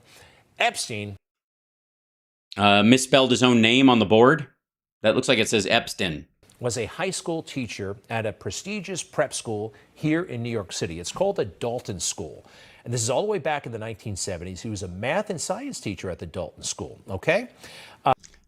Yeah, creeps like that will often try to weasel their way in. Who was it that got him the gig? Epstein did not have a college degree. Generally speaking, you need those to, be a teacher, to get a teaching certificate. And here's where it gets really weird. The man who hired him at the Dalton School, his name is Donald Barr. He is the late father of William Barr, the Attorney General. Yes. Weird. Yeah. The guy that, and Trump didn't know this? You're trying to tell me that the CIA guy who was a deputy at the State Department, after 2 meetings with Epstein, went, oh, that Epstein, fuck this, I'm out. That he did, it is absurd that he could make that assertion, that he did not know who Epstein was at the time. It's impossible to believe. Meanwhile, I'm supposed to believe that Epstein dies while Trump is president, and Trump's pick at the DOJ is the guy whose father gave Epstein his first job at a high school. Trump couldn't have known that. What do you expect him to do? Look it up? That guy. Isn't that crazy? Yeah, that Trump hired that guy and couldn't, there's no fucking way he didn't know. And Trump used to hang out with Jeffrey Epstein, and then he hires the son of the guy who gave Epstein his first fucking job at a high school? That's crazy. I gotta say, Greg, it sounds like you're starting to hoist yourself on your own petard there, dummy. I'm not implying there's anything. No, of course not. You're implying that Anthony Blinken and Hunter Biden are engaged in criminal activity, but the dude that Trump hired to run the Justice Department under him just happens to be the son of the guy who gave Epstein his first job at a fucking high school. And Trump used to hang out with Jeffrey Epstein back in the day. You know, it's interesting you bring that up, Greg, because it's making me want to look some shit up all of a sudden. You know, when you find yourself wanting to look stuff up. Okay, Barr's father, Epstein. Let's see there. The secret connection between Jeffrey Epstein and Bragg Bill Barr was in charge. Okay, so we'll get to that one.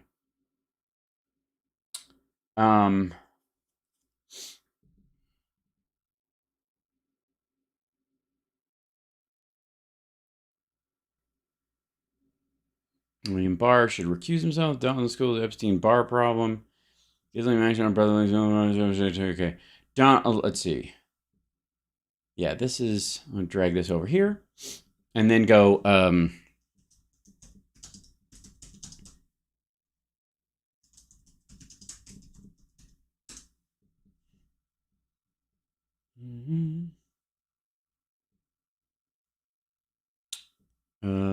Let's see. William P. is good Donald Trump and bad Donald Trump. That a former Attorney General did do. Very strong evidence. Okay. Anyways, that's gonna take some longer digging, I think, to find if Trump knew Donald Barr back in the day. Jeffrey Epstein bragged that Bill Barr was in charge, not Trump. The pedophile told Ehud Barak he had direct knowledge that Barr was in charge in D.C., according to a new book that also claims Steve Bannon gave Epstein advice on his PR strategy. That's actually true. Hey, there's a weird story about Ehud Barak and Jeffrey Epstein, if I may. Let's see. Let's go there. Whoops, sorry. There we go. Back over here. There we go. Yeah.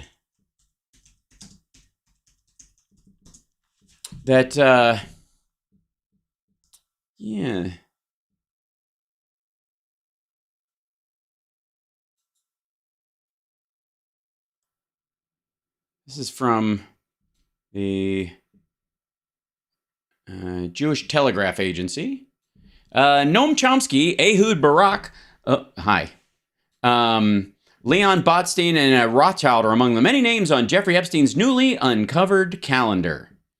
The pioneering linguist and left-wing activist Noam Chomsky, the longtime Bard College president Leon Botstein, filmmaker Woody Allen, shocker, and a former Israeli prime minister are among the Jewish names listed in a newly uncovered prime. This is a Jewish Telegraph that's putting this out, whatever. So they're particularly, I think, have got a radar up about this. People that weren't in his black book, but that magically showed up in his fucking calendar. Let's see this order. I'm going to try and find... Yeah.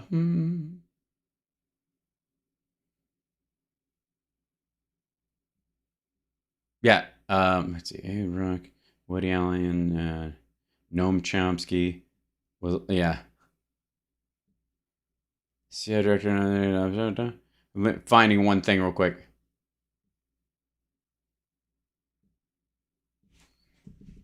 Yeah, there's a lot of this all over. Like the Israeli Times and stuff are covering the shit out of this. Let's see. Where's the I want to find the quote of Chomsky, which is just so fucked up. Slate. Noam Chomsky, Jeffrey Epstein. Who else met with the convicted sex offender? It's from the Times. Trying to find the. Yeah. Okay. Here's the Insider. Yeah. This is sorry. If you look like okay. There we go. Hold on.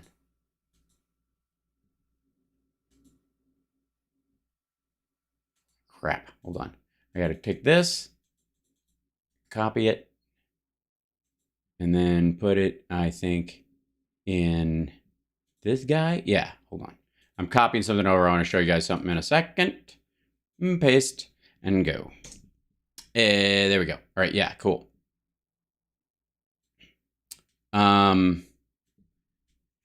Renowned academic, Noam Chomsky told the Wall Street Journal that his meetings with Jeffrey Epstein are none of your business. That's a fucked up answer. Considering what the guy was busted for, that's gnarly. I don't get responding like that, because I'm certain that I have, in all the pictures that I've taken at comedy clubs and fucking glad-handing events and DVD signings and shit over the years, there's got to be at least one person in there that they went, do you know this person? And I went, I don't really think so. Well, here you are smiling and shaking hands with him. Yeah, that's at a comedy club in Philadelphia. I don't know who that is. Well, they murdered 7 people. Like, well, I didn't know that at the time. They did it after. Well, why didn't somebody tell me what the fuck? Time to smear Noam Chomsky? I don't think it's time to... we're not smearing him. This was his response. It was found out that he met with Epstein multiple times. When asked about their connections with Jeffrey Epstein, many business leaders and bureaucrats are often tight-lipped. Not Noam Chomsky. The Wall Street Journal, in an exclusive published Sunday, said it had obtained Epstein's private calendar, which outlined numerous meetings with high-profile people, including Chomsky, the famed academic. And when they called to ask him about it, he had some choice words. First response is that it's none of your business or anyone's. Second is that I knew him and we met occasionally. All right. Chomsky is a linguist. This is a bit like when you're talking about a lawyer in, discussing how they respond to things, that he's choosing his words very carefully. Now, one of my biggest, is this too idea? One of my biggest issues with him is the way he uses the word obviously a lot when he's challenged on any of his ideas. Where people are like, are you suggesting that this is this? He'll go, it's obviously that. And the idea is not just that he's saying, these are my beliefs, but that your belief is stupid if you don't agree with me. That's when somebody goes, obviously. In those terms, when he's being asked the way he is in a lot of these interviews, it's an ongoing thing. So he means it. He's not fucking around. But this is gnarly. He's 94. You don't have to tell me. I'm always aggravated that we seem to catch some of these scumbags way past their prime. No, I'm not implying anything. I'm just pointing I'm not implying anything. I'm just pointing it out. But it is the guy that Trump hired. Yet another guy. out that is totally, totally weird, and that all of these ultra important people gravitated around. No, it's the other way around. Epstein weaseled his way in using the money of other millionaires and billionaires that he controlled to buy his way into certain circles. Some people were there willingly. Some people there were he just used them as cover. And the important distinction is how people treat the news after the fact. How far they run or how far they refuse to run is indicative. Jeffrey Epstein, Prince Andrew, Bill Clinton, and now the CIA director. That's really crazy. He's a director, by the way. And you know, they like to play this video. Well, Donald Trump was associated, was friends with him as well. You got to go way, way, way back, way before any of this stuff came to light. And no, not way before any of it came to light. Again, Bill Barr's dad got him a job at a high school. These charges were chasing him around forever. As a matter of fact, this more lines up with the timing of Trump and the Miss Teen USA accusations. Donald Trump did finally get the vibe that this guy was no good, cut all ties with him years before he was arrested for these unspeakable crimes. First of all, you've been speaking of them the entire time we've been watching this video. So they're not unspeakable. That's one of my pet peeves, this fucking unspeakable, unthinkable, unimaginable. Everything's thinkable and imaginable and speakable, dummy. You just don't. Fucking hell. Secondly, the only reason Trump distanced himself is because Epstein went after one of the daughters, one of the big wigs that went to Mar-a-Lago. He didn't give a fuck when he was doing it with the low-level guests. It was one of the big names. Almost always right. Actually, he's always right. Take a right to hang out with that dude for 20 fucking years. look at this. They're not sending their best. They're not sending you. They're not sending you. They're sending people that have lots of problems, and they're bringing those problems with us. They're bringing those problems with us. You mean to us, dumb fuck? They're bringing drugs. They're bringing crime.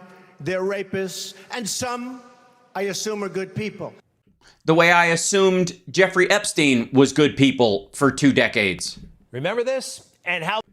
Yeah, of course. It's right at that time when everybody who had written those letters to him that are in his book started going, what the fuck? The media just lost their minds. The campaign is dead on arrival. How dare this man speak the truth so boldly, so plainly? They can't handle the truth. They literally can't handle the truth. The truth that Mexicans are just dirty, rapey people. Truth. Crime, yes, he's talking about it coming up from Mexico. And some of it going down to Mexico. Those who break the law to come here are more likely to break the law once they're here. No, they aren't. Especially if they're trying to fucking stay. The only way that statistic works is because technically they're working under the table, which is in and of itself a secondary crime. So you go, if they break the law coming across the border, they're going to break the law again. Well, that's how they'll live, because they're being paid by people under the table. That's the crime that they're most likely guilty of. It's because of their undocumented status, not, well, if they're going to cross a border, what border won't they cross? Bank robbery, terrorism. And it happened in horrible, devastating fashion this weekend in Texas. Did you hear about this? Just north of Houston, Texas, in Cleveland, a man opened fire, killed. With an AR-15, by the way. If he'd had a handgun, maybe these folks would have had a fighting chance, perhaps. By the way, he killed other undocumented immigrants. He was undocumented. He killed. And so the people he murdered, I guess we'll assume they were good people. Yeah? At least 5 people in his neighborhood. He was known to kind of shoot his gun off. The neighbors didn't like it. Here's the suspect. An illegal immigrant, Francisco Oropesa, still at large. In Texas. You're right. Texas sucks. Why can't they catch this fucker? What the fuck is wrong with Texas? Maybe they just want him at large, Greg. I think so, probably. Does he know Bill Barr? From the United States 5 times. So why weren't the Texas officials in that area when he was known to shoot his gun off in his yard doing it. Oh, because anybody with a gun is a good guy, I guess. They just assume. I guess the way you assume somebody is a good person is if they have an AR-15 and they randomly shoot it. I see. 5 times, and there he was, just living among us. No, he wasn't living among us. I mean, I don't know. Maybe Greg does his show out of Texas. He was in Texas. As for Secretary Mayorkas, he's in the thoughts and prayers category. What can you tell us about the alleged suspect, Francisco Oropeza? Chuck, it's a horrific crime, and I can assure you and the American people that law enforcement will deliver accountability. The case is an active one, under investigation, so I really can't comment further. There is some question about his citizenship. I won't comment on it because it is an active case. The tragedy that occurred. Right. This is standard. What the fuck? If we have to try him on even terrorism charges, if he's a foreign national, and that's how they do it. If he talks about it, Mayorkas talks about it on the news. His representative, the guy's defense attorney, could argue a tainted jury pool and that he can't get a fair trial. What the fuck? Is you described it correctly. Just absolutely horrific. It's on him. It's on him. That motherfucker had been here forever. the Biden administration. It's on the Biden administration. Are those other people? I mean, I guess technically the victims wouldn't have been in the country. He could have just killed them in Mexico, I suppose. Their total lax attitude and approach to all of this. They don't have a lax attitude towards all of this. And again, this is a Texas town. Local law enforcement and Customs and Border Patrol were aware of everybody involved. They want these people coming in. I really believe that.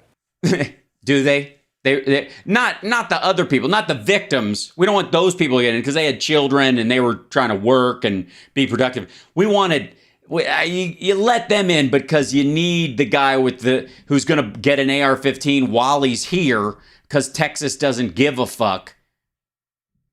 Again, if you're going to argue that the Second Amendment is an American citizen thing and you shouldn't be able to track the sales of guns because American citizens have the right to keep and bear arms, why the fuck could this guy get one? They kept sending him back. I want to ask you about Border Patrol because the union doesn't like you. How can you lead a group of people whose union wants you out of office? Well, technically speaking, he gives an order to do a job and they have to do that job. They don't have to like him. Have you ever seen a cop show? You ever see how cops supposedly feel about their sergeants all the time? Chuck, I'm incredibly proud to work with the United States Border Patrol. I have supported them vigorously since my first day in office. I will continue to do so. A tremendous source of pride. And I will tell you this. What do you think the disconnect is? Do you think this is They watch a lot of Fox News. Media perception? Why do you? Yes. Why do you think there is this a political disconnect?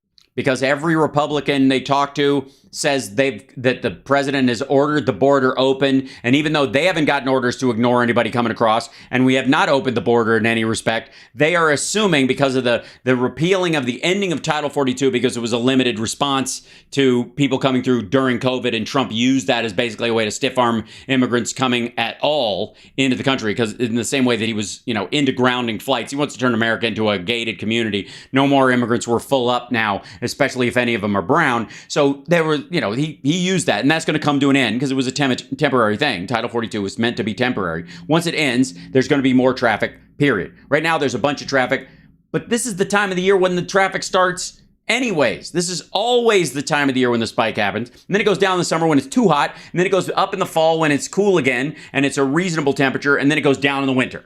Like this... Do they pretend like every year is fucking brand new? Are we supposedly starting our calendar from scratch? Is this a red-blue divide, just simply that you're in a Democratic administration? What do you believe it is? Yeah, I think it's a great question, Elton in the chat. Where did this guy get the fucking gun? I get this argument about the Second Amendment coming from these folks, that Americans should have the right to keep and bear arms. Why the fuck is this guy able to buy one? Where did he buy it? Who sold it to him? Why isn't that person in trouble? What the fuck? Chuck, I'm focused on mission. That's what I'm focused on. Focus all you want. Focus all you want. What I'm focused on is you. And somehow this is Hunter Biden's Here's fault. where he lost the troops. When he blasted his own men as racists. Remember the incident with the horse and the Haitian immigrants, right? Well, the Haitian people trying to get here illegally. Oh, these images, what was wrong with them? Mayorkas doesn't know how to handle a horse. He doesn't know how to handle the border. He knew not what he was talking about. Everybody said, including him, that this was somehow a racist thing. He undermined his own men and falsely accused them of the worst possible thing. In the midst of meeting these challenges, we, our entire nation, saw horrifying images that do not reflect who we are, who we aspire to be, or the integrity and values of our truly heroic personnel in the Department of Homeland Security. We know that those images painfully conjured up the worst elements of our nation's ongoing. Yeah, because a few people were using their reins to whip people.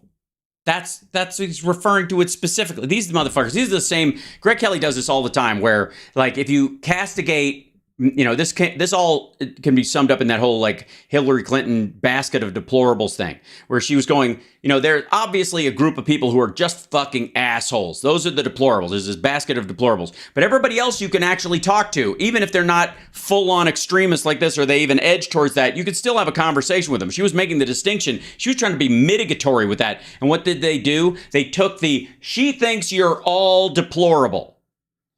Biden talking about MAGA versus, you know, real conservatives.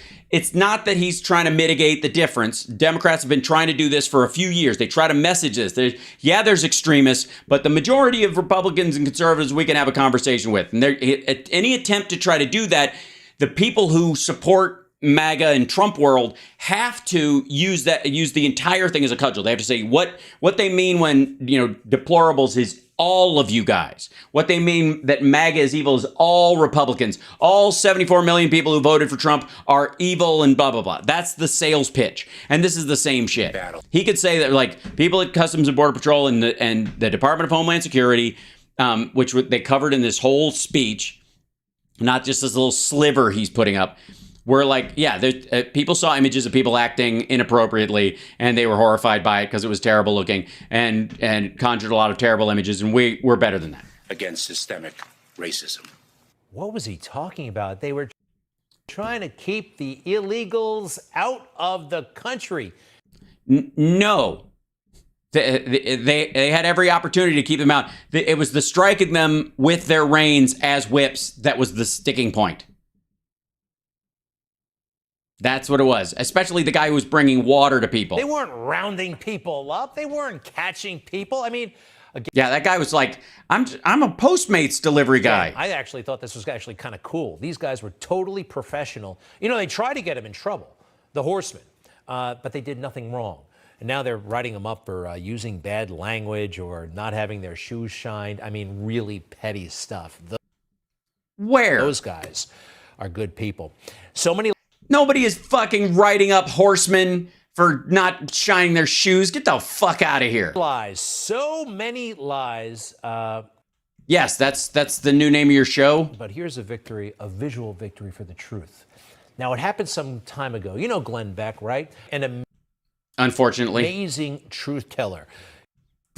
What are you talking about? The time he talked about his colonoscopy and its failure and his weird butt infection? He told too much truth at one point for Fox News. They jettisoned him. Is that what? And you were like, I don't even want to work there. They offered me some money, but I was like, for that.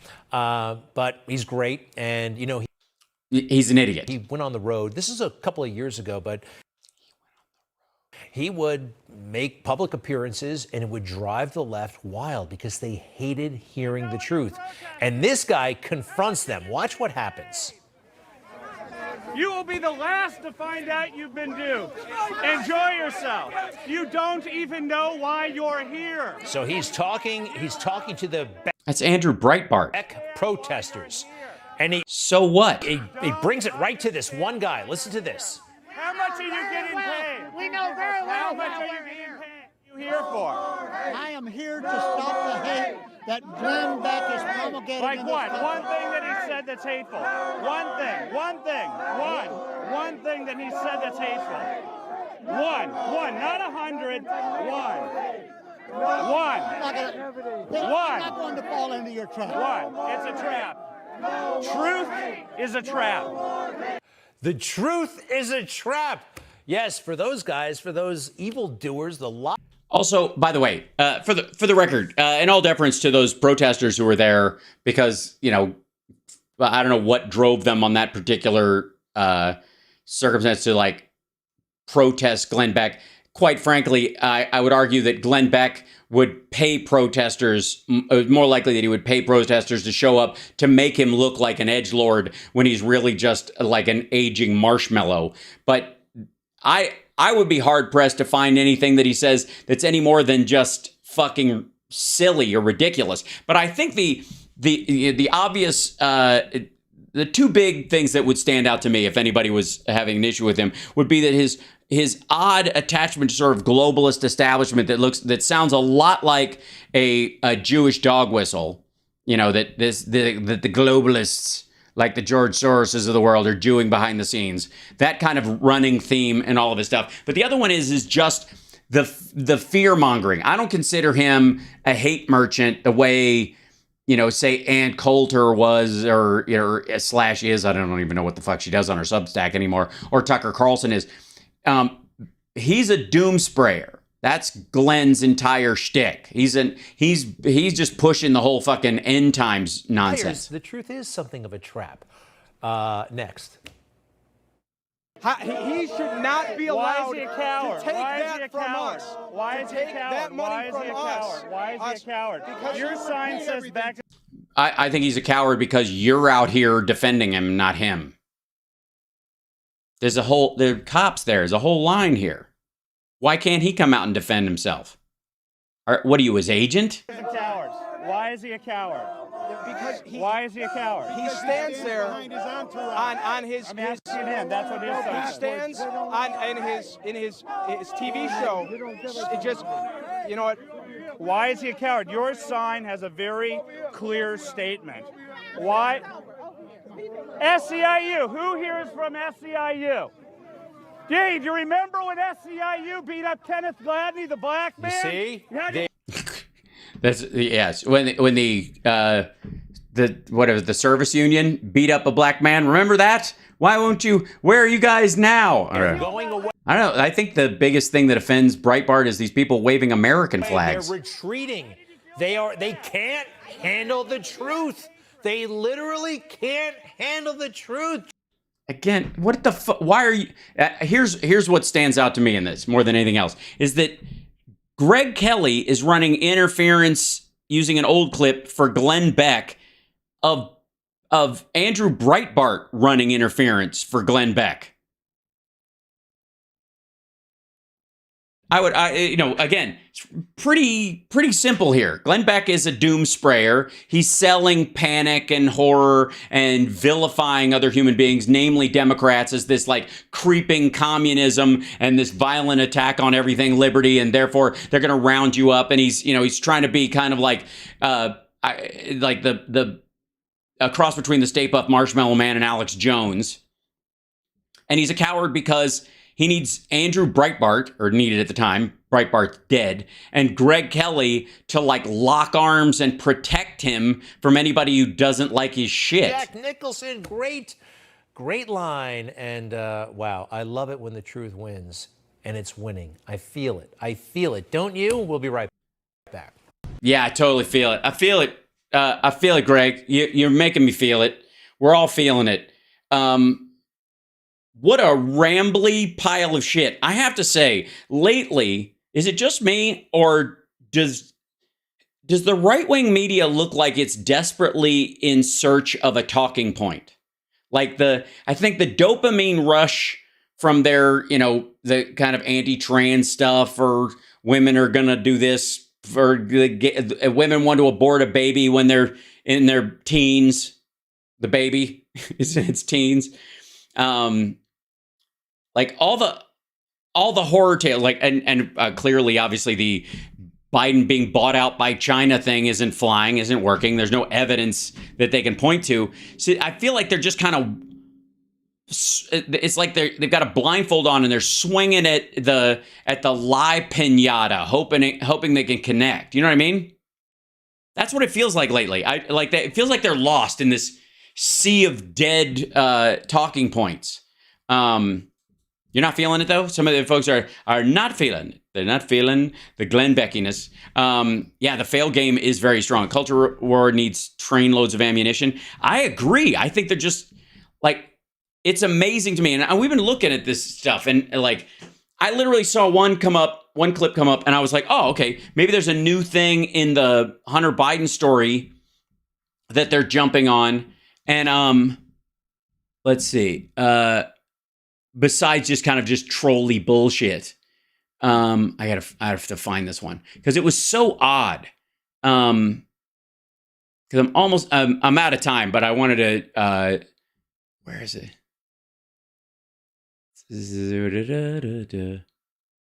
Bungholia, Biden scandal going better. There, it was a, who cares? And it's more stuff with this. Okay, yeah, here it is. This is Hunter Biden finally goes to court is the name of this one. Just look at and this is John Solomon, the guy who's been pushing the whole fucking, laptop bullshit. Well, that's pretty fucking definitive, I think. Hunter Biden finally goes to court. Oh, shit. They got him. Gorka has him. And Gorka. And I'm like, oh, shit, this might be something. In the description right now, Sebastian talks to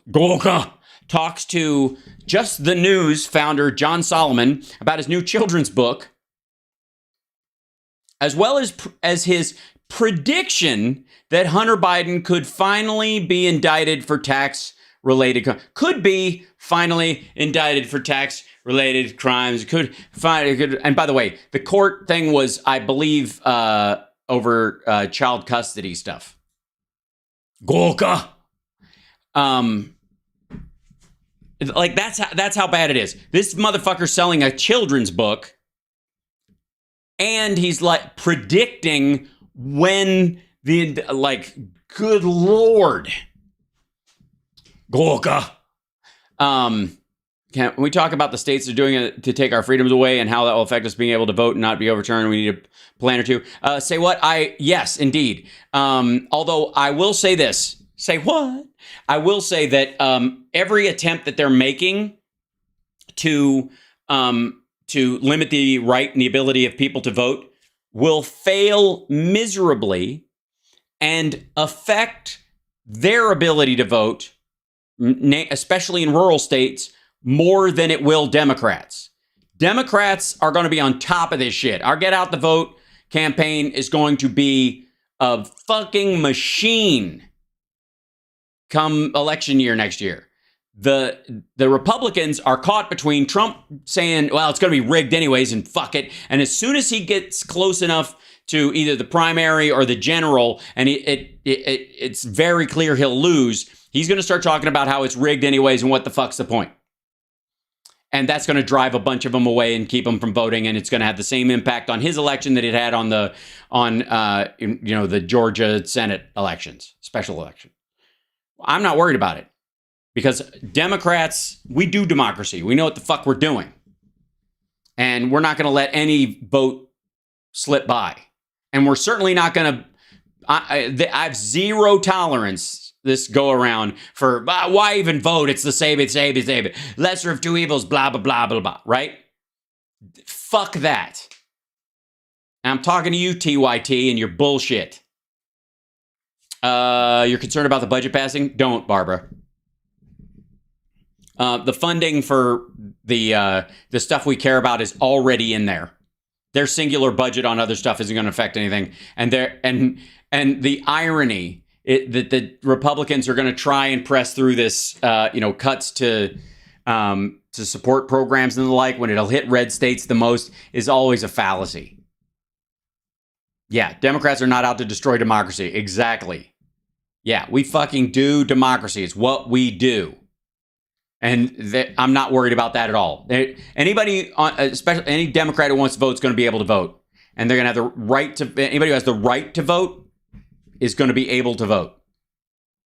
So I'm not worried that they're going to, and even if they try to run interference with their own like electoral college bullshit, it's going to fail again. It's lame. Nobody really wants it, especially on the right. Believe me, the part of the like brooming of Tucker and that shit is I think Fox News trying to do their part to excise this cancer that Trump created within the Republican Party. And if it costs them an election or two, ultimately they think it's going to be worth it in the long term. But if anybody tells you not to vote, or your vote doesn't matter, or your vote doesn't count, or it's that everybody's doesn't matter, everybody's the same, whatever, they are for the Trump side. Period. End of story. There is no gray area in that regard.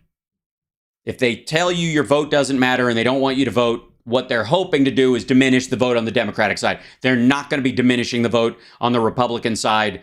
Trump will be doing plenty of that on his own. When anybody on TYT or anybody on Jimmy Dore or anybody that's supposedly the progressives on the left, people who presume to be on the left or even talk about not voting or it's uniparty or any of that talk, that's all about weighting the vote for Republicans. Period. End of story.